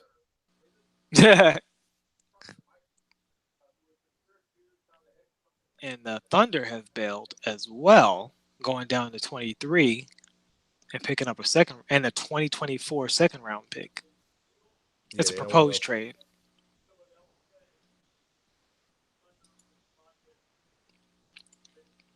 Do you think this draft is as bad as people say? I think that 1 through 10 or 1 through 15 is pretty solid. But I think that I think you'll have 5 guys at that first 15 that make a real impact. And I Hmm. think if you have that, you have a decent draft. You So know, somebody asked while you were away, who do I think is the bust in this draft? Now my answer to that was I think the only people who can be busts are the top three in Garland, right? I don't even know if Garland can. Yeah, I guess Yeah, 5. I because mean, Garland got put into that group hmm at the end, but everybody below that is looked at basically as a rotation player. yeah, Surprised if they become more than that, but nobody's had that all star expectation put on them. yes, So it really comes down to is there going to be a bust out of those four guys? yeah. And out of those 4 guys, to me, the guy with the biggest bust potential is Zion. That was my answer as well, and it Yeah, wasn't because of his talent so yeah, much as if you look at Blake Griffin, who I think is a little underrated for his career yeah, because his numbers are actually off the charts. yeah, But the caveat on his career is actually, for the most part, he didn't have a great jumper when he was younger. yeah. He was so athletic he didn't need one. hmm Then by the time he got a jumper, he was hurt all the time. hmm If Zion does that, he'll be considered a bust. I think the likelihood of Zion doing that is pretty high, Yeah, except he's shorter. yeah. He's shorter, and that's the thing for him. It's the height and the staying healthy. And the jump shot. So he's got those are I mean, you know, one of them he can just do the best he can do, take care of his body, but things can happen. He can't do anything about the height. It is what it is, and he can definitely work on the jump shot. So you really just got to wait and see what goes on. I missed whether or not um my man got picked. Oh, Who? Bobo still didn't get picked. Yeah, Bobo, Porter, and Nasir Little is still on the board. Yeah, it's I'm a crazy. little surprised. I'm a little surprised Bobo's still there at this point, but that shows me there are legit concerns about him staying healthy. Legit. If that kid slips to the second round, oh my god.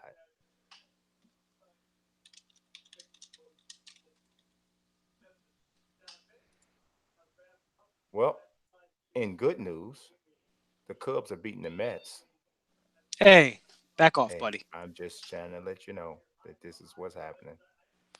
Somebody said Nazir Little thinks it's somebody, but here's, I mean, 10 points a game on 27% from three. Get out of Yeah, here.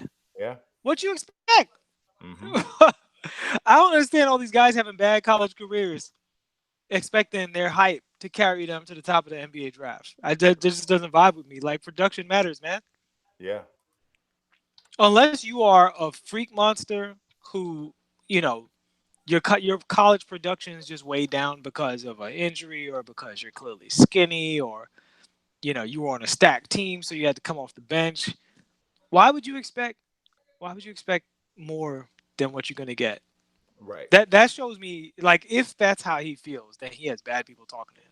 Yeah, Cuz I feel like Cam Reddish and Nazir Little should have been prepared to be reasonably deep in the draft yeah. outside the lottery. Well, Cam Reddish didn't fall out of the lottery, but He almost fell out of the lottery. I'm saying, but if he did, he should have been prepared for it. well, yeah. I mean, he didn't. He was pretty far. I mean, out of the lottery is out of the top 14. Well, I guess so. Yeah, because it was 10. Yeah, that's what I'm saying. 10.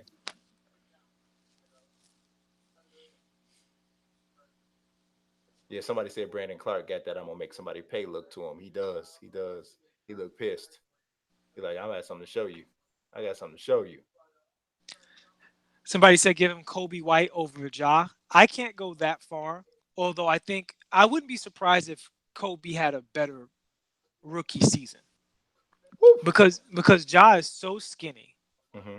and Kobe is just he has a better NBA body, Hmm. but long term, I think it would swing back to Ja's favor if that did happen. Yeah. But I don't know. Ja's so dynamic, man. It's just really. It would be very surprising to me if Ja Morant wasn't a great NBA player. Hmm.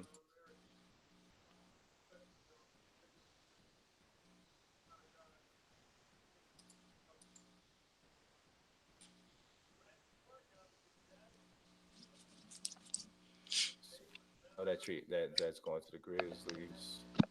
We didn't talk about how the Pelicans made out in that deal. What do you think of the Alonzo Ingram I think they have a Zion I think they nucleus? have a very interesting nucleus. If you look at the whole squad, where they're sitting with Zion, Lonzo, Drew, if the Drew doesn't leave, Josh Hart, Brandon Ingram, Jaleel Okafor. If they can bring back Nikola Mirotic, yeah, man, it's getting a little. It looks starting to look a little bit interesting. Then you got Jackson Hayes as a backup behind Jaleel Okafor, who I think gets an opportunity to start flat out from the beginning. I think they got an interesting team. What do you think is the ceiling on that? You think that team eventually makes the playoffs I think it's all honestly, in and the this is. West? I think this is a like probably like seems like a cop out kind of answer to that question, but it all really depends on Zion because Zion is the guy who is the only potential special player on that team. I don't of that particular nucleus. I don't think that Brandon Ingram is a special player. I think he's a solid player. I don't think he's special. So, and I think Lonzo is a special type of a player, but he's not ever going to be a 20 and 10 dude. He's not ever going to be that guy. Doesn't necessarily have to be depending on what team he's on, but I don't think he's ever going to be that guy. And we already know what Josh Hart is. Josh Hart's a 3 and D guy. That's what he is. Drew Holiday Drew Holiday, I think, is like in his 10th season now. So, and he's getting up there a bit, and he's also already got some injuries on him, but he's still a very good player, one of the best perimeter defenders in the league. Oh, that backcourt defensively is, serious. Yeah, yeah. So, and it's got size to it, So, and then you got two guys who have spent good time at point guard in the backcourt because you got distributors coming from everywhere with Drew and with Lonzo. So I think it's interesting, but going to the next level with that team is about Zion becoming a star. If Zion doesn't become a star, it automatically caps a great deal of what they're trying to do. I mean, it kills it. They can't be good if he's not a star. They can't be. So, Yeah, I think now that team played okay without Anthony Davis as mhm. is. And if you replace Julius Randle with Zion, that seems pretty much a 1-to-1. Zion's a much better defender. Uh, and obviously a more explosive athlete, but Julius Randle is a better mechanical finisher. You know what Mhm. I'm saying? Yeah. Like once the athleticism is dead and you're just bumping shoulder to chest with somebody, Julius Randle's very skilled at that. Yeah. And Zion is not right now. In fact, that's a strong weakness of his right this very second is Mhm. when there's a tall person on him and he's not moving anymore. Yeah. He just needs to pass it out. Right. Right. So Because he's not gonna finish over the top of that long defender. right, and Randall has that ability, but overall they probably will be around the same production. So you're kind of looking at last year's team with Lonzo Ball, and in that sense, I think Lonzo Ball is actually the catalyst for the team. If Mhm. Lonzo Ball can turn into a strong 13, 10, and 7 guy, but what I mean by that is he controls the tempo like Jason Kidd, Right. then you have something. Because Jason Kidd made everybody better on the court, even when he wasn't dishing them assists. And Yes. he Yes. also got people into their spots and gave them the kind of passes that made them better shooters. And they tell you this, Yeah. Oh yeah, for like, sure. yeah, they'd say, oh no, the way Jason gives me the ball, the seams are literally lined up and it's right in my pocket. I can just put it right up. That's why I like playing with J Kidd. So if he can turn into that and be, a Rondo all-star, Yeah. then Yeah. I think that's the difference. If he stays the way he is right now and he's still passive and he's just kind of there for a Mhm. lot of minutes of the game, then I think the Lakers won the trade handily. Yeah, I mean, I think the Lakers, if Anthony Davis resigns and doesn't like miss a ton of seasons, they're gonna win the trade either way. If he resigns, um, they just are because the dude is a guaranteed 27 and 12 for the next 5 or 6 years or Well, something. when I say So won the trade, he was leaving. So for them, the game wasn't about getting equal value. it's just about getting as much value as possible. Value. Yeah. Right. And the thing is, if Lonzo Ball's a bad basketball player, Mhm. then they didn't get value. No, right. No, no. And then, but you also got a pick out of it, which then turned into more picks. So it's more. They still have more yet to gain from it. So, um, So they gave up their pick for who? To who? who? They gave up their pick to Atlanta, right? Yes, yes, Here's the thing: if Darius Garland turns out to be better than Lonzo Ball, they messed up. yeah, yeah, That could yeah. I be mean, that could be a big mistake.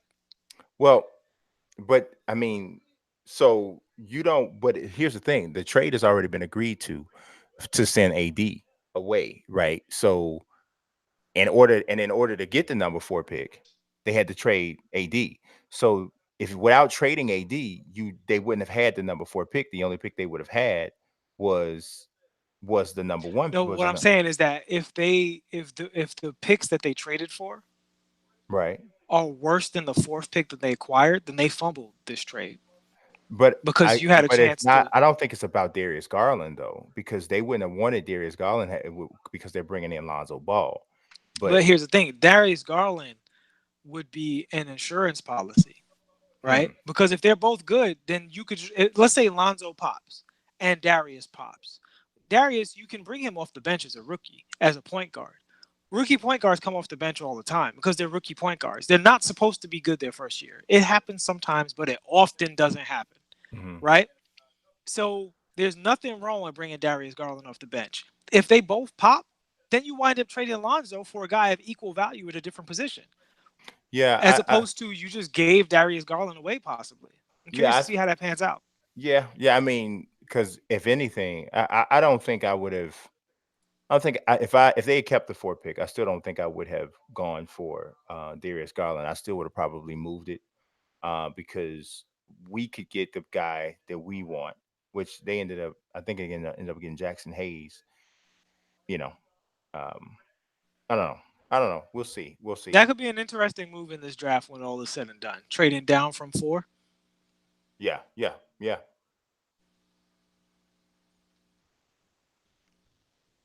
Somebody said they don't know how the blood clot issue is going to turn out. So the blood clot issue with him was it's different from Chris Bosh. It's not internal. It wasn't like in his lungs or anything like that. So, and the issue with Chris Bosh was they couldn't tell when it was going to pop up again. He had to be on blood thinners to keep it from popping up again. So that would put his life in danger if he played in an NBA game. Brandon Ingram, it was a very specific issue where his clavicle, his collarbone, was pressing down on like a nerve or a collection of blood, whatever's, and that was creating clotting. So the surgery that he got was to move things around so that they weren't pressing, basically like pressing on wires, right? So they move things around. There's no more pressing. He should have a full recovery. It's a different situation than the Chris Bosh thing.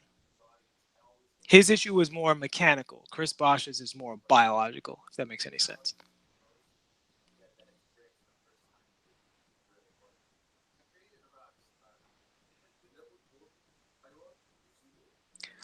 Oh, I wouldn't say you well that guys. Somebody was saying that it was an audio spike when I spoke. Can you? Is it still that way? Because I had moved the you mic a sound little bit. fine to me.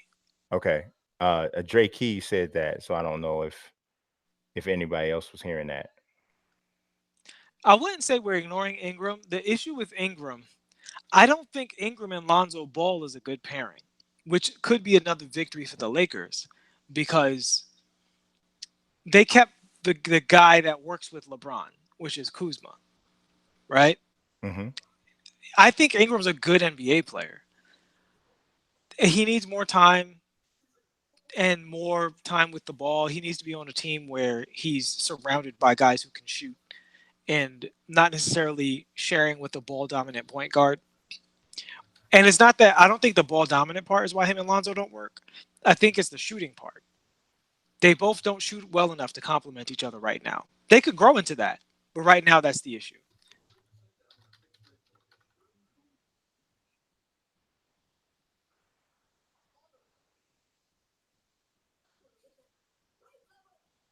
Did you change something audio wise when you came back? No, they're And saying you they still sound good to me. okay. I haven't heard any difference, but they're saying Everybody, there's a difference. okay. They're saying you're saying you're louder. I don't know. Tim Hamer said the audio is good on his end. Sir Jam agrees with Dre Key.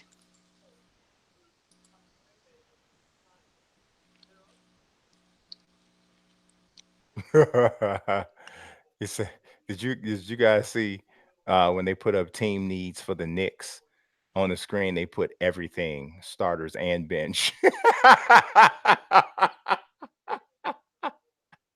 What is going?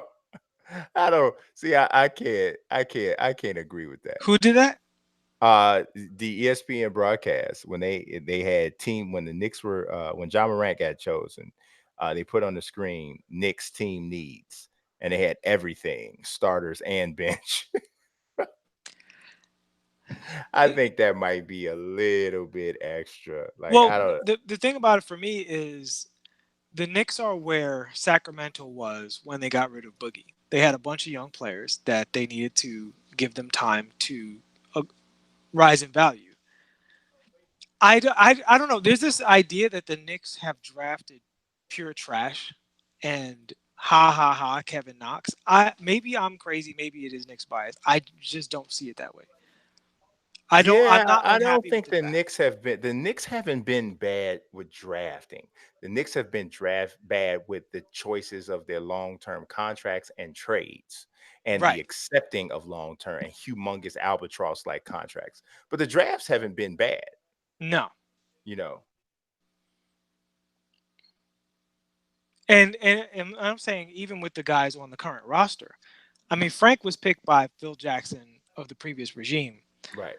and even with Frank, I mean if he's a rotation defensive guy, I'm still not mad at Frank uh, having him on the roster. Does that mean I think he's going to be some great whatever? No, I think Frank is right now the worst of our young players. Absolutely. But this whole like the people they're talking about Kevin Knox like he's just a complete joke that didn't show any signs and was a waste of a pick. I thought Kevin Knox was exactly what they said he was So, going to be. I think here's the thing that most people kind of point to with the Knicks and with the Ntilikina thing. They took him 8. And so you then end up trading Porzingis for the guy you took for the guy who was picked after Frank.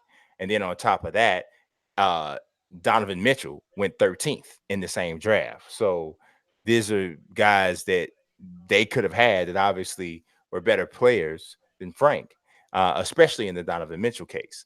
But so I But I think mean, a that's lot of what people whiffed on Donovan Mitchell. yeah, So that 12 teams whiffed on top. right, Well, right. So that I won't say 12 teams because yeah, actually yeah, it looked like 12 it's teams not whiffed on Donovan. 12. I would say there's only 3 teams who picked ahead of Denver, which would turn out to be Utah. They picked ahead of them 4. There's only 4 picks that you could argue. No, 3. There's only 3 picks you could argue were better selections. And that's Boston taking Jason Tatum. And Donovan Mitchell's a better player than he is right now. Correct. I don't know what'll happen later on, but he's a better player right now. Right. De'Aaron Fox, I think Donovan Mitchell's a better player than he is now. But I I wouldn't don't say know. that. I wouldn't say that because they play different positions, and De'Aaron Fox looks as good in his position as Mitchell looks in his position. Like if we were gonna rank the positions, I would probably rank them similarly. I don't know if I'm just judging by overall impact as And well. point guard is a harder position, so I would say I think it's necessary when you're comparing the one guard to the two guard Mhm. to adjust for the extra year or two a point guard takes, and you have to project. I don't think you can do the same thing like you can with a wing player and say, how's he shooting? How's his finishing? How's his decision making? With a point guard, it's like you understand that there's his responsibilities are higher. It's like comparing a quarterback to a middle linebacker 2-3 years in.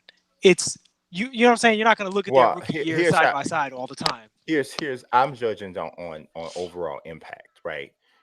And I understand what you're saying because there's a steeper learning curve, right? I get it, but De'Aaron Fox looked almost lost as a rookie,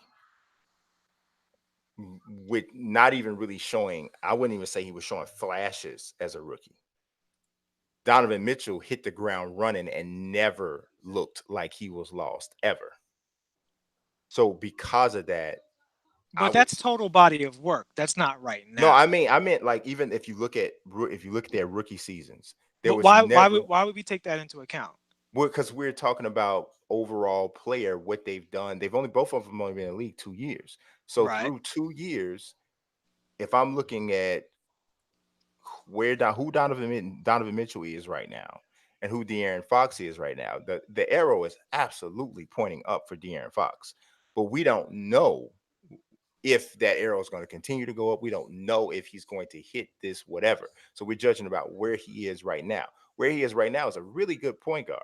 But Donovan Mitchell, I still think, is a more impacting player. I think where he is in his overall development is higher than where De'Aaron Fox is in his overall development, even position considered. I I, disagree with that. I think they are. Yeah, I disagree with that. I think they are either equal, or if you ask me right now, who would I rather have on my team? If I had to pick and I couldn't just go pick them, I would definitely say De'Aaron Fox. I would say that because I think that his position is more important. But I think if that's you were, part of it, though. That's yeah, that is part of it. but I can't penalize Donovan Mitchell because he doesn't play point guard. Like, you know Well, what I'm saying? Like if I'm but te- it's if about what's required, though. So, for instance, right, when you look at what you want out of your shooting guard, you want a guy who can defend. You want a guy who can shoot efficiently overall, shoot efficiently from three, draw fouls, and make his free throws. Donovan Mitchell and hits on finish. some, yeah, and finish for sure. Donovan Mitchell hits on some of those points, but not all of them, right? He's okay from the 3-point line. Field goal percentage is pretty low. You know what I'm saying? Like He's his definitely assists a are, he's definitely a volume scorer. yeah, his assists are all right. His, and he's a good player, no doubt. He's undersized at his position, so I want to see him defensively in the playoffs. But I mean, he's a good player, and I like him. That's why I said it's a little bit of a pick 'em right now. But De'Aaron Fox, 17 and 7, 46% shooting, 37% from three at the point guard. I'm like, oh, give me that 6'5". Oh, give me that all day. Yeah, Give me that all day. like I take him over Donovan Mitchell right I now. take him all day because he plays point guard, and If and they I think both that's played more important. exactly, if they both did not change at all going forward, I would take De'Aaron Fox right now. So, I think But oh they took Patrick wrong. Okay, I would if it was right now and they did not change, I'd take Donovan Mitchell because I okay, think Donovan Mitchell has a takeover gene. bro, Matt. Brian Mazik hates the Knicks so much he puts the silent T in Frank Ntilikina's name. Yeah, I It's did it. okay. I did it on It's okay. purpose. Ntilikina, It's okay. Ntilikina, He's being disrespectful to Ntila.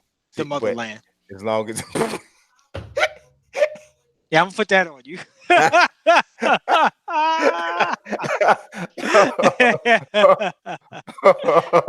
as long as you keep saying Derek Martell Rose That's his name. and Tilakina.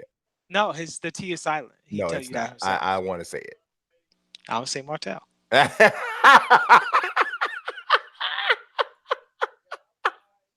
No, it's Nilakina. I'm And sorry. De'Aaron Fox is 6'3". He just looked tall.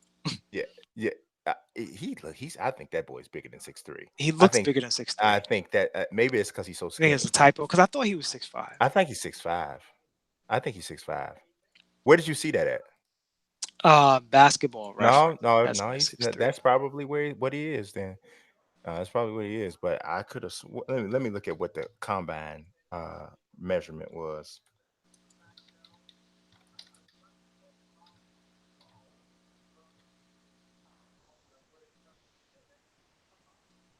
De'Aaron Fox.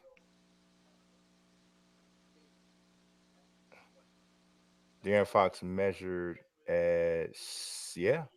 He measured at 6'3" and a quarter in shoes at the combine. Oh, so he's 6'4" in sneakers. Yo, no, 6'3" and a quarter in sneakers. Oh, in shoes. Okay. In shoes. He was 6'2", uh, 6'2" even in barefoot. Okay.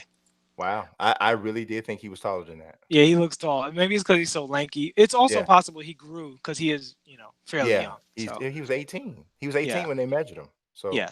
So he could have grown yeah, also because he just looks taller than the point guards he plays against. he really did. But so they're actually the same height because Donovan Mitchell's 6'3". Yeah, but he's just one versus the two. Yeah, and One actually guy's guarding he's Klay actually Thompson. taller. He's actually taller because Donovan Mitchell was 6'1" and a quarter barefoot, 6'3" Right, with shoes. right. It was just Donovan Mitchell's really undersized. He's doing his thing at that height.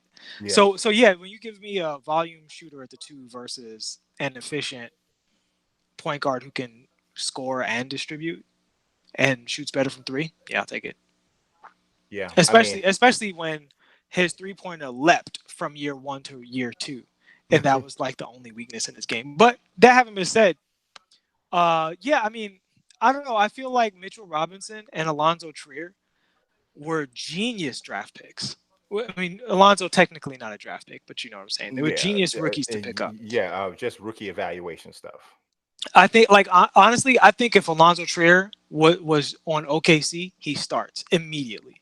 Yeah, yeah, and helps. No question. And Yeah, helps yeah, immediately. Like yes, literally changes their matchups. yeah. The Goods just had a good point. He said he thinks that the fro on De'Aaron Fox makes him look taller. I'm sure it does, Yeah. but that's not other people got froze too. Like No, Marvin it's Bagley got a fro. He I don't look think like he's it's 7'2". I think it's his neck and his arms. It He could just be just his frame. yeah, he just It could looks. just be his He, frame. you know what? He's probably got a long torso. Yeah, it could be his frame. Yeah. But that having been said, Frank, iffy pick. But people wanted us to pick DSJ, who I also think is an iffy pick. So, The Donovan Mitchell is the one. But the other but nobody was saying you're supposed to pick Donovan Mitchell. Like it'd be one thing if people were like, "Why didn't the Knicks pick Donovan Mitchell?" Nobody said that until after his rookie year was over. oh, actually, So you know you who don't get else? to come back and be like, "Yeah, You know who else might actually be some that I didn't mention? Because I said there's three people. And this wasn't one of the people I was talking about at first. Was Jonathan Isaac for Orlando? I think that definitely, if the Knicks had to do over again, they would probably have taken Jonathan Isaac over Ntilikina. Um, Jonathan Isaac can shoot the ball. He's long, athletic, um, versatile on defense. But now the one guy that I know for a fact they would have taken over Frank. oh, Da, da, yeah." da, You got to look in da. your eye. You got a real look in your eye, man. Laurie Oh yeah, for Markkinen. sure. Now, see, that's a miss because Yes. Lauri Markkinen was like, but we had Porzingis at that point. Yeah, that's true. So That's true. Yeah. you know what I mean. They don't really play together. Nah, they can't. That's So because you're too big and too unathletic on defense at correct. that point, and neither one of them is a center. Yeah. So I wouldn't even say that was a miss in that sense. Yes, And because of that. the thing about Frank is Frank may or may not be a complete whiff because he's also the youngest player in this group that we're talking about. He Yes. was one of the biggest projects in this group, and we knew that. So going after the project and being like, the Knicks have nobody on their roster. Ha ha, Frank Ntilikina. That seems more like it's about making fun of the Knicks than honestly looking at their young core. Because I I feel think you very know what good about the young the core. scary thing about Ntilikina is that he regressed this year. We got hurt. He Yeah. got hurt, and you know what I think really happened with Ntilikina? Now that we're talking about Frank Ntilikina, here's a bit. I think what happened with Ntilikina is Fizdale has his guys. I think Fizdale has guys that he likes, and he puts his time and effort into those guys. And the guys that aren't in that group, they have to prove themselves to him. Mhm. And Frank, being an overthinker, passive guy, who I would actually compare a bit to Lonzo Ball, in Hmm. the sense that they both need to get out of their own heads in order to capitalize on their physical gifts. Um, Frank didn't win him over because he doesn't look like a dog.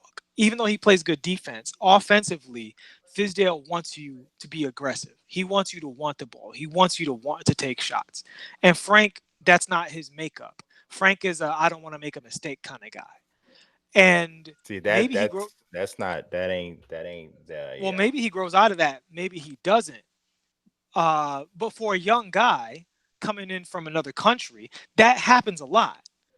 It's not like that's not a thing that happens. That happens all the time where But guys, not I that he doesn't have a language barrier like those guys do, right, right. but when a guy's growing into his body and he's from another country and he's super young and he just wants to fit in and he's a system guy, Mhm. sometimes those guys need to be in the right situation. And when Fizdale is like, who wants this? Yeah, Moutier, a guy who's halfway out the league, is going to step up and do that. Halfway out the league, been in the league longer, has a more athletic pop. Mhm. He stepped up and took Frank's spot, and Fizdale just liked Moutier from the beginning. Yeah. You could saw when they got him, he was like, "Yeah, we're going to turn you into player," and he did. Credit Yeah. to him, he did. So, and then Frank also got hurt. Yeah. Yeah. I think I know Frank got hurt, but when he played, even before he got hurt, it was a regression. And you probably are right, because he is not necessarily the most mentally tough type of a player. Not being a chosen one by the new head coach may very well have had an impact on him. But if you look at this guy's shooting, man, it's really discouraging. It's really discouraging. Like, he literally shot less than 50% from 0 to 3 feet away from the basket, Mm-hmm. like literally. And from 3 to 10 feet from the basket, he shot 30%. 10 to 16 feet, he shot 37%, which is his best. From 16 feet out to the three, not a three. So medium range, he shot 29%. And then from three, he shot 29%. That's tough to work with, man, in this day and age at a guard position.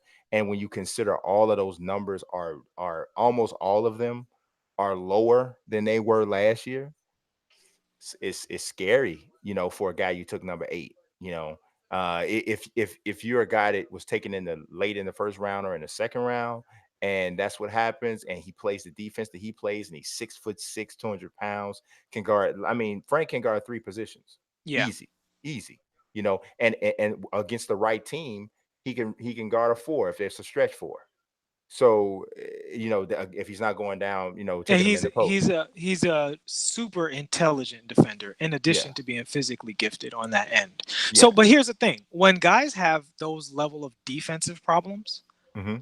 people let it go, Yeah, right? Like we talk about Ja Morant, and we both love Ja Morant on this show, but I've seen some defense out of Ja Morant that's just like, good lord, yeah. Bad defense. that is a nightmare, right?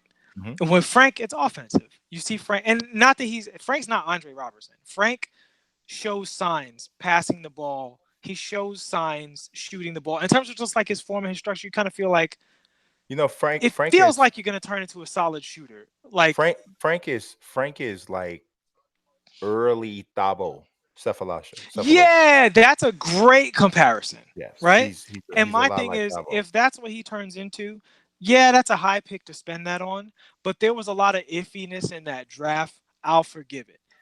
The guy that people wanted over Frank was DSJ. Like, I'm not about this coming back 3 years later and be like, well, that's how you should have got it. If we could all to draft 3 years into the past, we'd all be the best GM ever, right? Yeah, But I yeah. look at what you were saying at the time. I didn't Hmm. hear no Donovan Mitchell at the time. I Yeah, heard there were a DSJ. couple teams. There were a couple teams talking about Donovan Mitchell, but there were teams who had him rated as a top 5 player, Yeah. but it wasn't like across this board. But see, that's the job of the scouting department. They're supposed to find those guys, But I don't bash Knicks drafting, because if you look over the years of who they've drafted, they've done a good job. They've Yes. done a good job. Nobody hits the Spurs miss sometimes. Absolutely. And my thing So is, I'm not even going back to all of the late draft picks that we got that turned out to be guys that either slipped in and made an all-star game or turned out to be really good pros and super productive players when nobody thought they would be good. I'm talking about right now.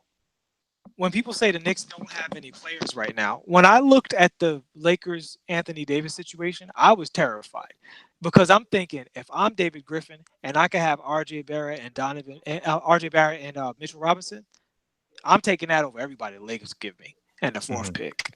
Yeah, I mean, because if you even go back as far as like the 13 draft, right? Getting Tim Hardaway Jr. at 24 was a good pick. Good pick. That was a good pick. I mean, We got a ton of those. Trevor they Ariza, could Nate have Robinson, David Lee. We picked very well at now times. they could have got Rudy Gobert. They could have, which would have been better, even better. But Tim Hardaway Jr. is a good pick, especially at 24. You didn't blow that. Hmm. But again, I'm talking about who's on the squad right now. Yeah, I mean, but The I mean, Knicks I have, think when people start throwing those blanket statements out, I think what they're talking about is like recent history and but recent. recent history is Kevin Knox, Alonzo Trier, and Mitchell Robinson. I think like the last 10 years, but I still agree with you. Last 10 years, the draft picks haven't been bad, you know. So Yeah, if but yeah, and even with that, the last 10 years have been the biggest problem, as you said, have been bad money. yes, bad money. The I Knicks think have that's the really been the most problem. money. We're literally paying no one anything. Like Yeah. Joe Kim Noah's whatever nonsense he's making is Hmm. the only bad money on the the cap. Yeah. And the guy who made that deal isn't here anymore. Right. So Well, you shouldn't say bad things about Joakim No. He's one of my favorite Bulls of all time. you So I want him? mean, well, no, Oh, but he's with easy then. Memphis. He's in Easy, Memphis. So easy then. Well, y'all could well, he trade. was. He Y'all was get a in trade. Memphis. Y'all get a He looked. trade. He played well for the little brief time he got out there. He ran like he Yeah, wanted another contract. yeah. Average 3.3. His tan looked good. Yeah, he did. I mean, he looked like he had been in on the beaches of Brazil for every. Yeah, Yeah, he was screaming good too. He had a good screen. he's actually because he's a fairly pale person to have African, for his father to be Cameroonian. But yeah, he had a heckified tan. So I'm hearing Aaron Baines just got traded to Phoenix. Mm. So they need a big backup for DeAndre Ayton, but they don't need a point guard. All righty then. Nasir Little finally gets drafted. Yeah, yeah. I put a call in. I told somebody to draft him. He was looking real sad over Yeah. there. Bobo. No, man, I'm telling you. I told y'all Bobo's suit jacket is what's doing this. It is. It is. It's Venom. Bobo's jacket. Blame Venom. I think it is.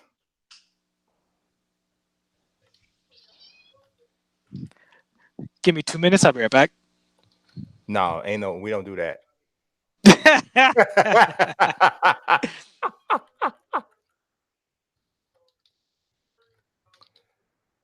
I had to I had to tweet a little joke about Bobo's jacket.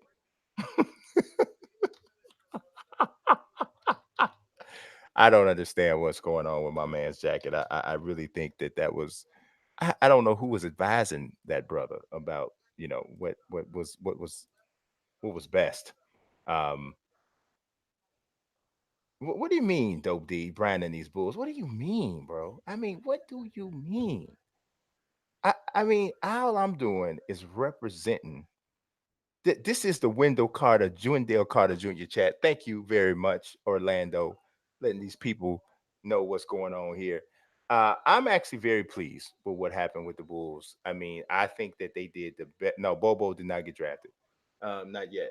I think the Bulls did as well as could be considering actually they really got lucky that the way that the draft moved and some of the moves that were made in front of them, which allowed them to still get a point guard without having to part with player assets.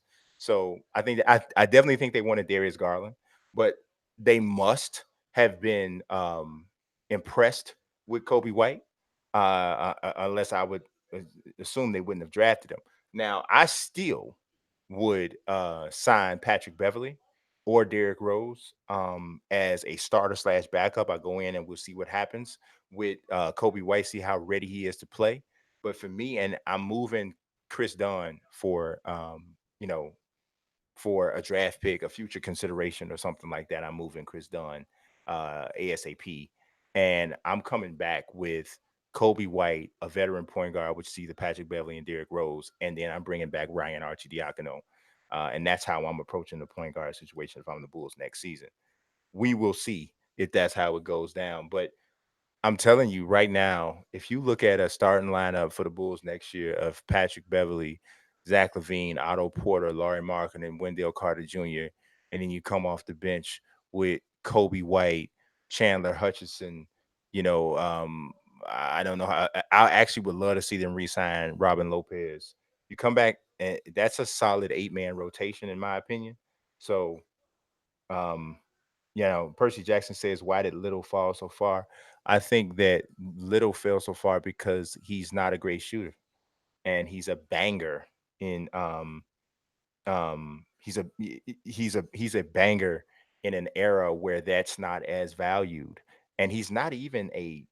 I mean, I don't consider Nasir Little a freak athlete, so I kind of see Nasir Little is the type of dude that, in my opinion, he dominates in on a high school level, right? And he's like he almost comes off like he's this man child, and he may actually turn into a good player because there's a lot of people who think he has the tools to be a draft steal, but we'll see how it actually pans out for him because I wasn't. I've never been super high on Nasir Little. Just never been. I mean, he's not an efficient scorer, and it's really difficult to be to not be an efficient scorer at the position that he plays. He's a pretty smooth athlete, arms long, but yeah, I was never overly impressed with him. And like he's not a horrible athlete, of course, but just um is it like that next level guy at the 3-4? Nasir Not Little was trash. I don't think he's trash, but I just No, don't think no, no. that He was trash last okay. year. I'm saying he had a trash year. What do y'all want? Like, what you know what I'm saying? Like he was alright.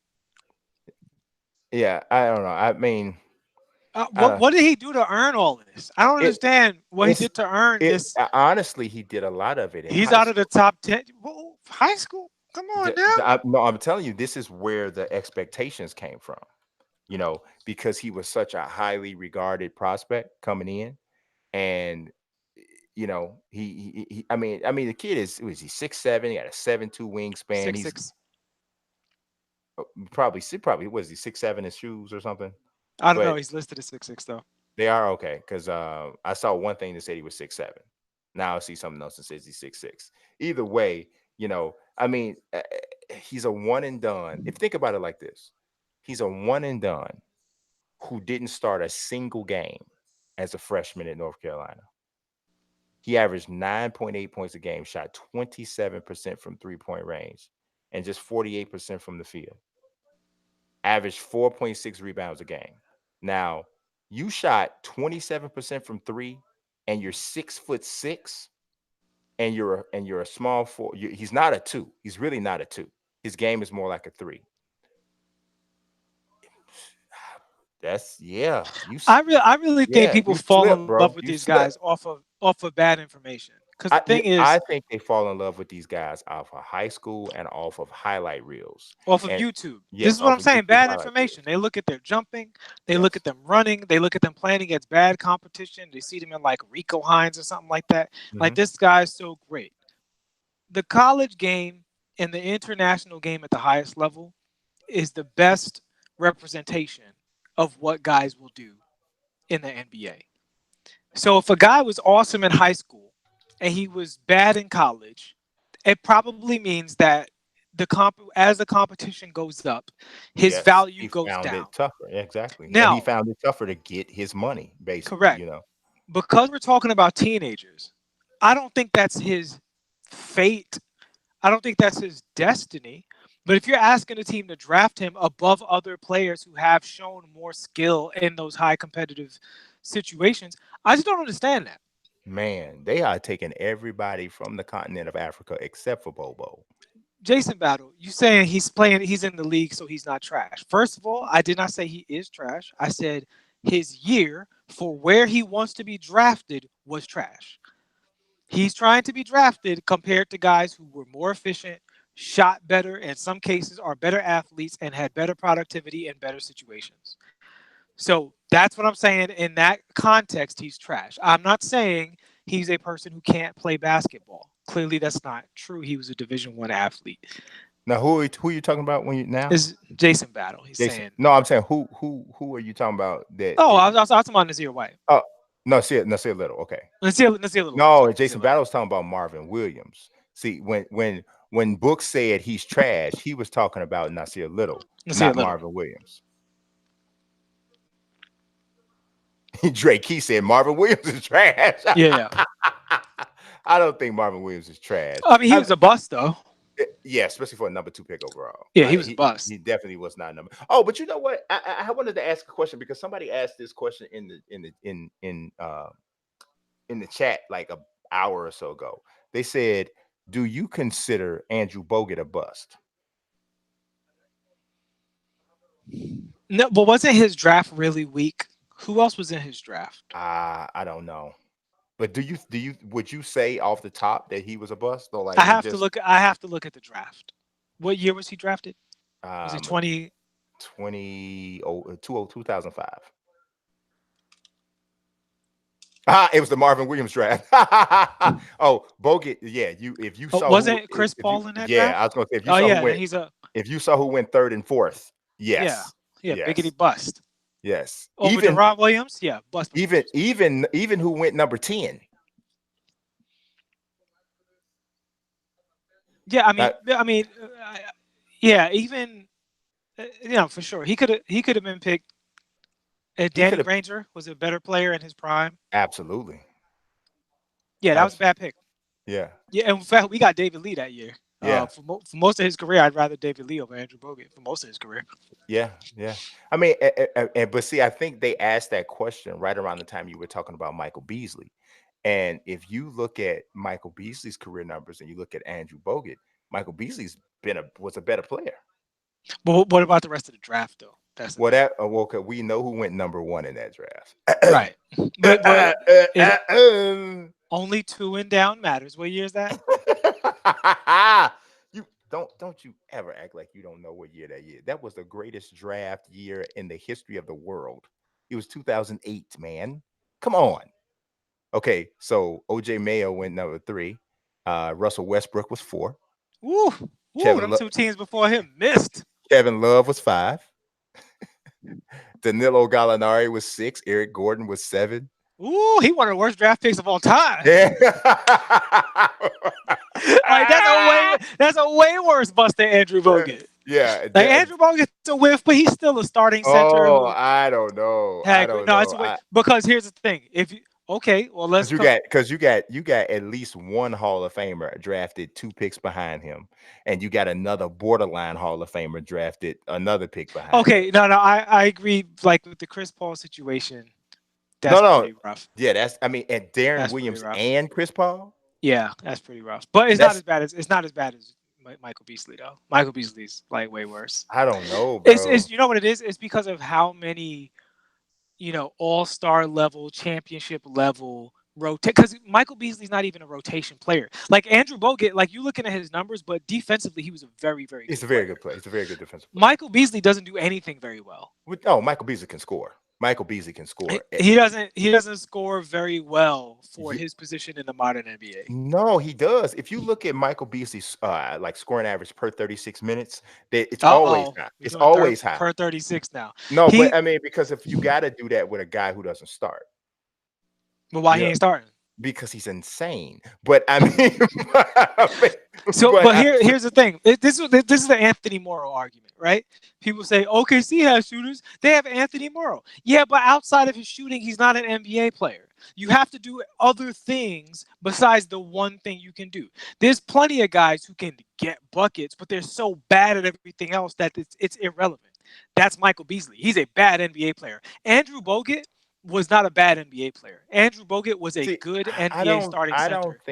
I don't think that Beasley was or is a bad NBA player. I think he's too good of a scorer to call him a bad. Do you realize that every single season, just about Beasley's been in the league, he's averaged over 20 a game per 36 minutes. Dude, Like to put that's 36 that's out of here, that's man. that's not a coincidence. Because That they're not paying. They're not because you could do that to so many bad players and go by per 36. It's one of the most but I easy. don't know It's one how of the most many easy people. to manipulate stats in the But I world. don't But know here's the how. thing about Mike. So do you think Michael Beasley didn't get a fair shake? No. Michael Beasley's problem is that I think he actually does legit have a mental issue, right?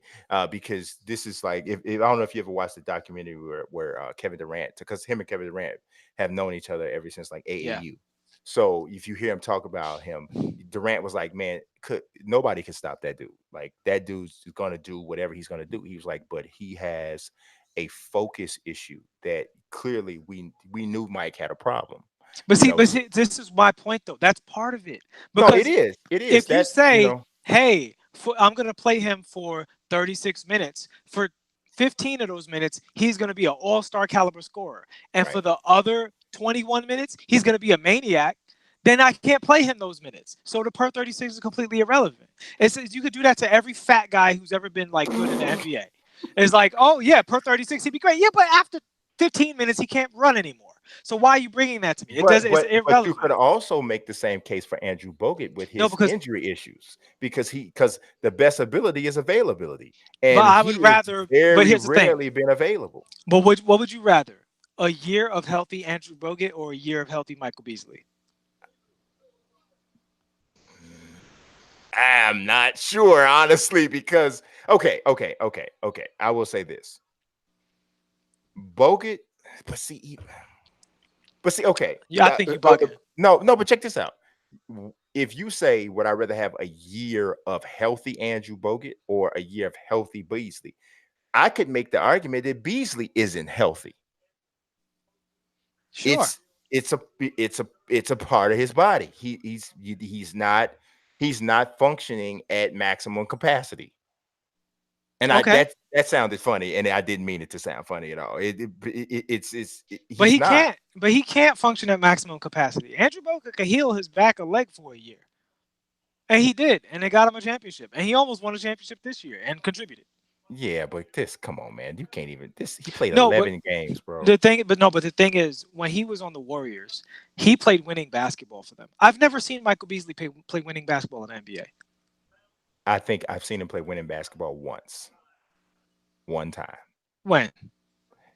He had a stint with the Heat in 13-14.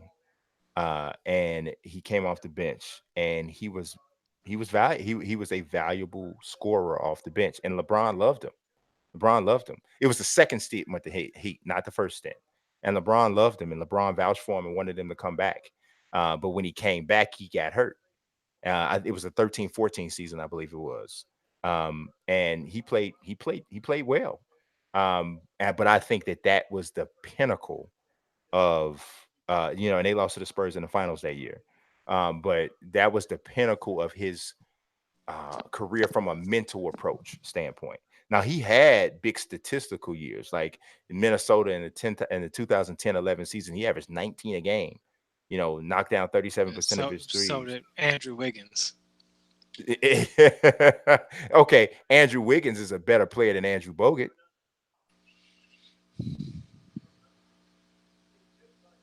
To me, I mean, No, because it's all I about don't I role. don't Because want to I Andrew, don't want to I don't want to I don't want to negate and like, no, here's the thing.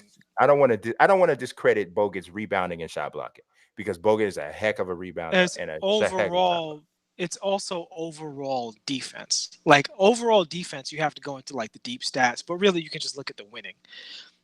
Andrew Bogut is a valuable rotation center on a winning team. Andrew Wiggins and Michael Beasley have not, at least in my mind, proven value on a winning team. Now, Andrew Wiggins' career is young. He has time to do that. Michael Beasley's career is old.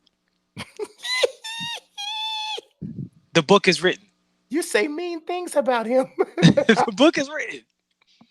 Now, I mean, I don't know. I don't know. He's a worse bust. He's a worse bust than Andrew Bogut. Oh, I don't know. I don't know. Okay. They're both All right, bad picks. okay. Check They're this out. both bad picks, but he's a worse bust. Here's why I will agree, right? Because Beasley was so inoperable Miami had to abandon him after 2 years. Yeah.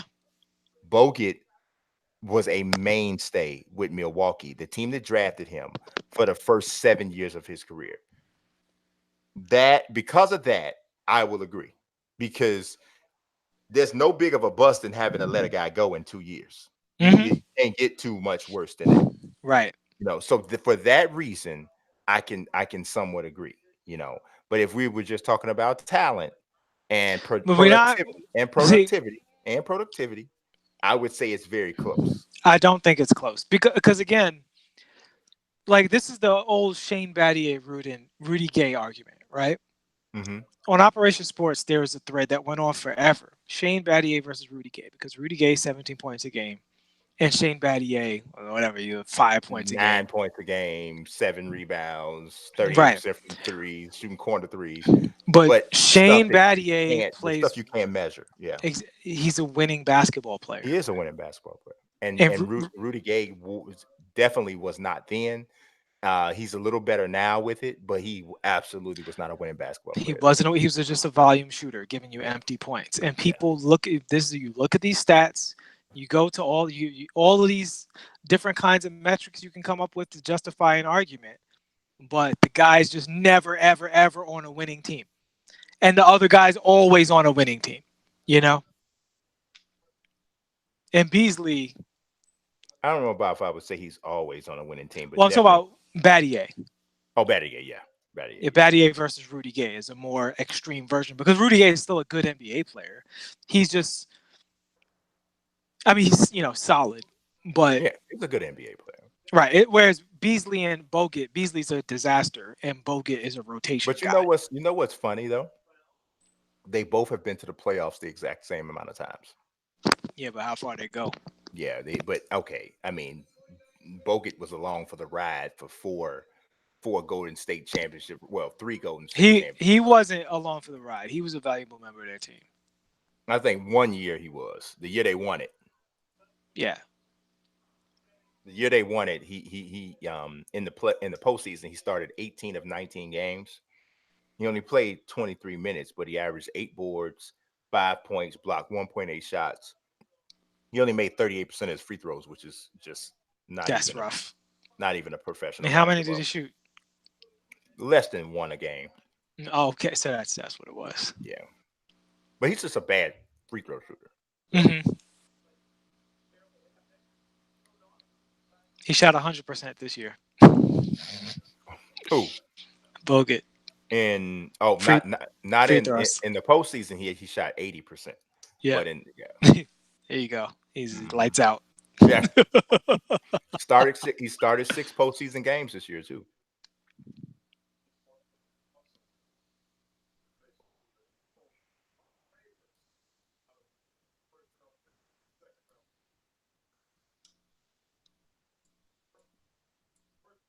Bro, Matt says there was some instrumental moving screens.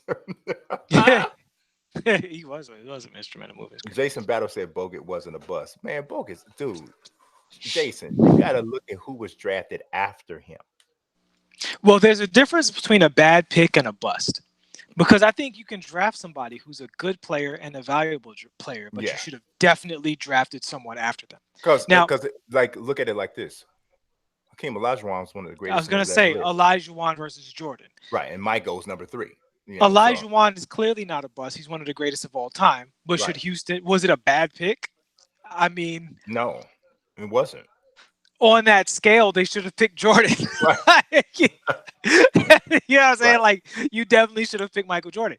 And you can scale it down from there, right? So if you pick a guy who's a starter every year for you, a Derek Fisher type, and he's a good player, but the guy behind him's an all-star, that doesn't mean that your guy's a bust. Right. It just means you didn't get it right that year. And there's a difference. When I say a bust, I just mean specifically Michael Beasley. That's what we're talking about. You draft the guy, and 2 years later, you're like, "Oh, forget this time. My bad. Undo. We out." Has there ever been a worse draft in the 2000 draft, though? Mercy. Is that the Mike Miller draft? Yes. Yeah. I don't think there's ever been a worse draft. I mean, Kenyon Martin was the number one pick, and I can't say that was a bad pick. Yeah, Kenyon's good. I mean, he's not a number one pick in any other year though. No, But he was the right pick then. I mean, Mike Miller won the MVP. I mean, won the Rookie of the Year, but mercy, Jamal Crawford's in that draft. But I mean, Jamal Crawford wasn't great early on. He was with us. Hito Turkoglu was the 16th pick. Maybe it was bad, man. I mean, were there any second round steals? I don't know. So the Doesn't look Spurs like. pick Keldon Johnson. Watch this fool wind up being a good guard. Yeah. He's from Kentucky. He's 6'6". Yep. He's almost 40% from three. Yep. 13.5 points per game. Yep. He gonna wind up. They done got everybody again. They didn't got him again. Man, this is a horrible draft. Oh, Michael Redd's in the second round.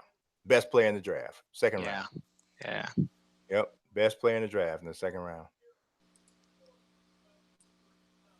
Man, one more pick left in the first round. Somebody must have got a hold of Bobo's medicals, and like he must have like this is a little far for him. Not. I mean, I guess I'm telling you, this sounds like a medical thing. This sounds like does. somebody got a hold of his medicals, and it was something. It was something that that people didn't like.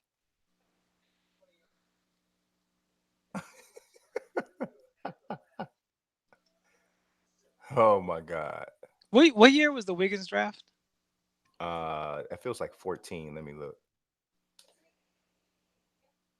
The draft is like one of my favorite nights of all sports. Just only the NBA draft. The NFL draft is so long, it makes you want to like cry. Oh yeah, dude, isn't it like 3 days long? Oh my God. And you know what it is in the NBA? Like even though the 2 rounds, like there's genuinely intriguing prospects that go late for various reasons. Yeah. Yep. And there's gonna be a Pro Bowler in the 4th or 5th round. There's gonna be like a Hall of Famer in the 4th or 5th round. Like every draft, there's gonna be one. The 2001, I think Kwame Brown might be the biggest bust ever though. In 2001, he went number 1. Ahead of Tyson Chandler, Pau Gasol, Jason Richardson, Shane Battier, Joe Johnson, Richard Jefferson, Zach Randolph, all of these, Gerald Wallace, Tony Parker, Gilbert Arenas, all these guys were in that. Mehmet Okur, Zach Randolph. Yeah. I think he is in the running for the biggest bust ever. The thing about Kwame Brown is I feel like Kwame Brown was one of the worst number 1 picks of all time. Mm-hmm. But he still had a long career. He had a long career. He turned into a serviceable guy. I mean, he's definitely a bust, no question. But when I look at Michael Beasley, I think that's the worst one because not only were there a ton of great players after him, but you got rid of him after 2 years. Like, that's rough. Yeah. That's Michael Olowokandi level of like. Ugh. No, Olowokandi was better. The Clippers stayed with him longer than that. Yeah. Yeah, he stayed with him longer than that. But who was after him? Because they missed somebody bad on that one. They had to. Olowokandi. What was Olowokandi? 89? 99 or 98 or something? He was 98, 99. 98 draft, number 1 overall. Oh yeah, well, this was bad. That's a bad one. That's a bad one. Dirk Nowitzki. That's a bad one. Yeah, Vince Carter went number 5. Anton Jameson went number 4. White Chocolate went number 7. Dirk Nowitzki went number 9. Paul Pierce went number 10. Like that's like literally anybody else, and you wouldn't have done this bad. Maybe anybody else. Maybe Rafe LaFrance at number 3. That one wasn't good, and even worse than that was Robert Tractor Trailer at number 6. Rest in peace. That was because they not only drafted him, but then they like trade away Dirk to get him. Yes. Oops. Yeah. Yeah. Michael Doliak. I forgot about that guy. Yes. This is how you know the NBA is evolving. Matt Harper. Matt Harpring. Yeah, Hi. he's the announcer now. What I think he's one of Al the announcers. Harrington got drafted in that one. Yep. Oh, Rashard Lewis went 32nd in that. Seattle robbed everybody. Mm-hmm. Skip to Malu. He would have done better in the league today Yes, than he when would he have. was drafted. Yes, he would have. They would have let him play wide open and Yeah, let him do his thing. he had to cut it up.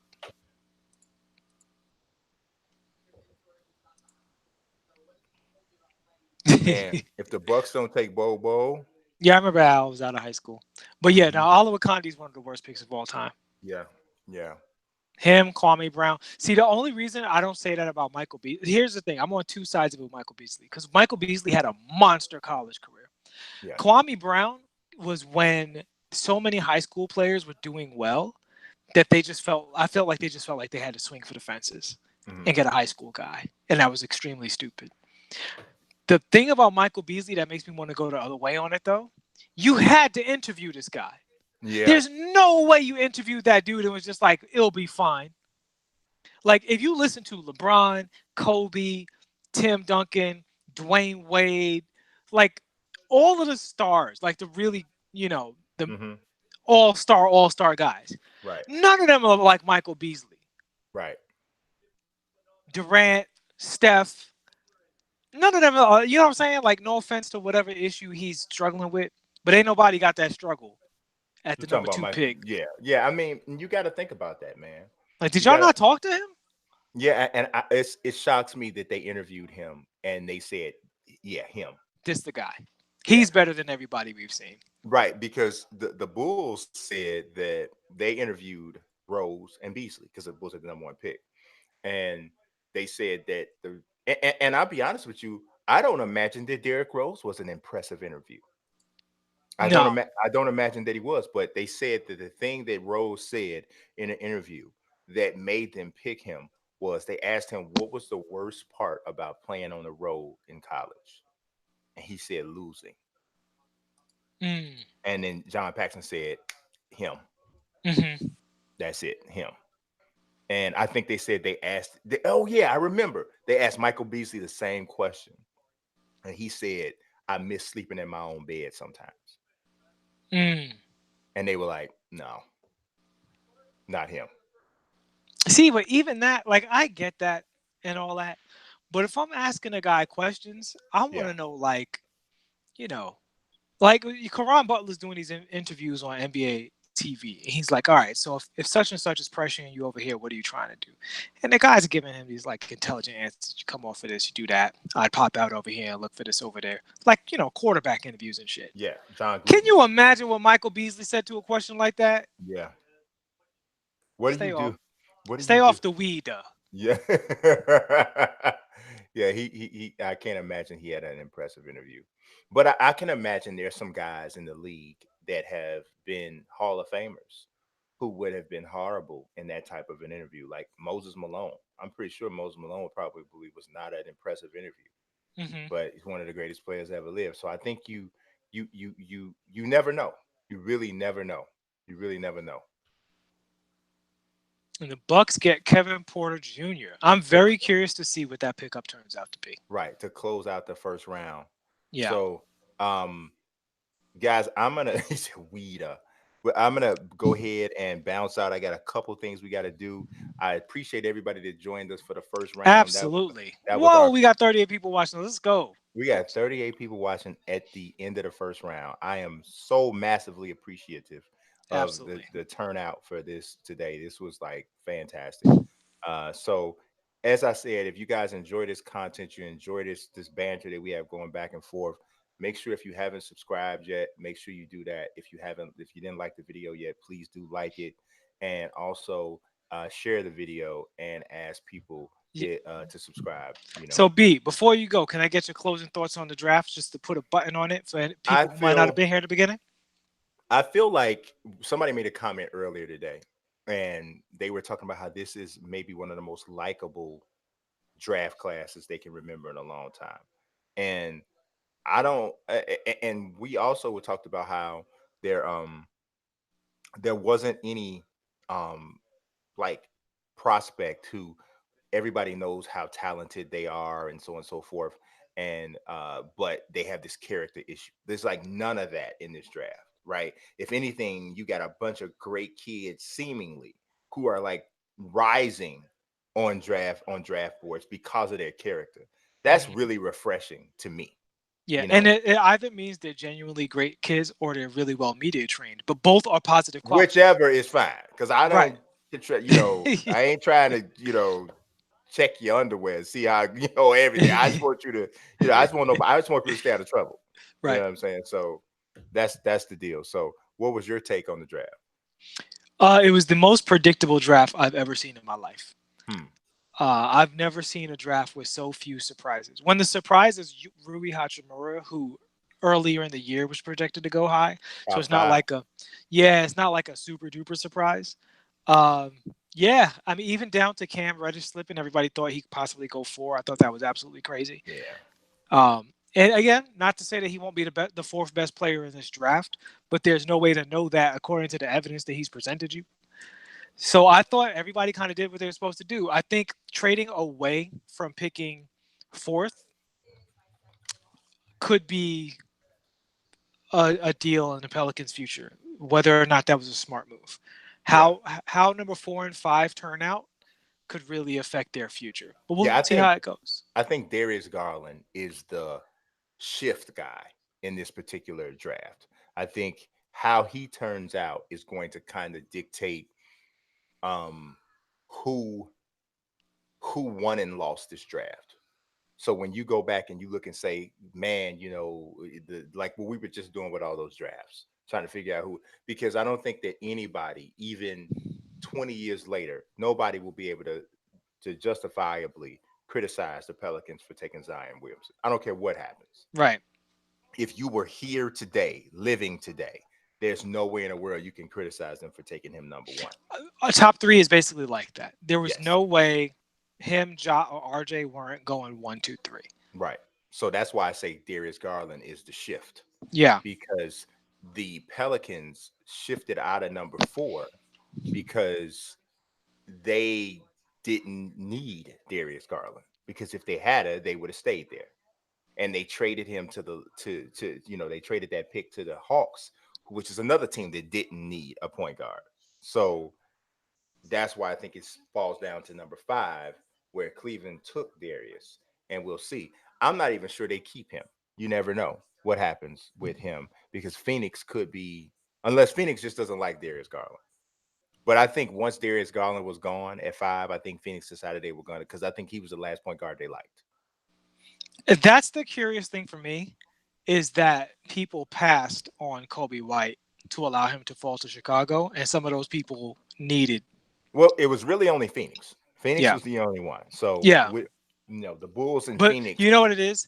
They needed a point guard. So, well, okay, Phoenix not only passed on Kobe White, but they also didn't trade up to get Garland.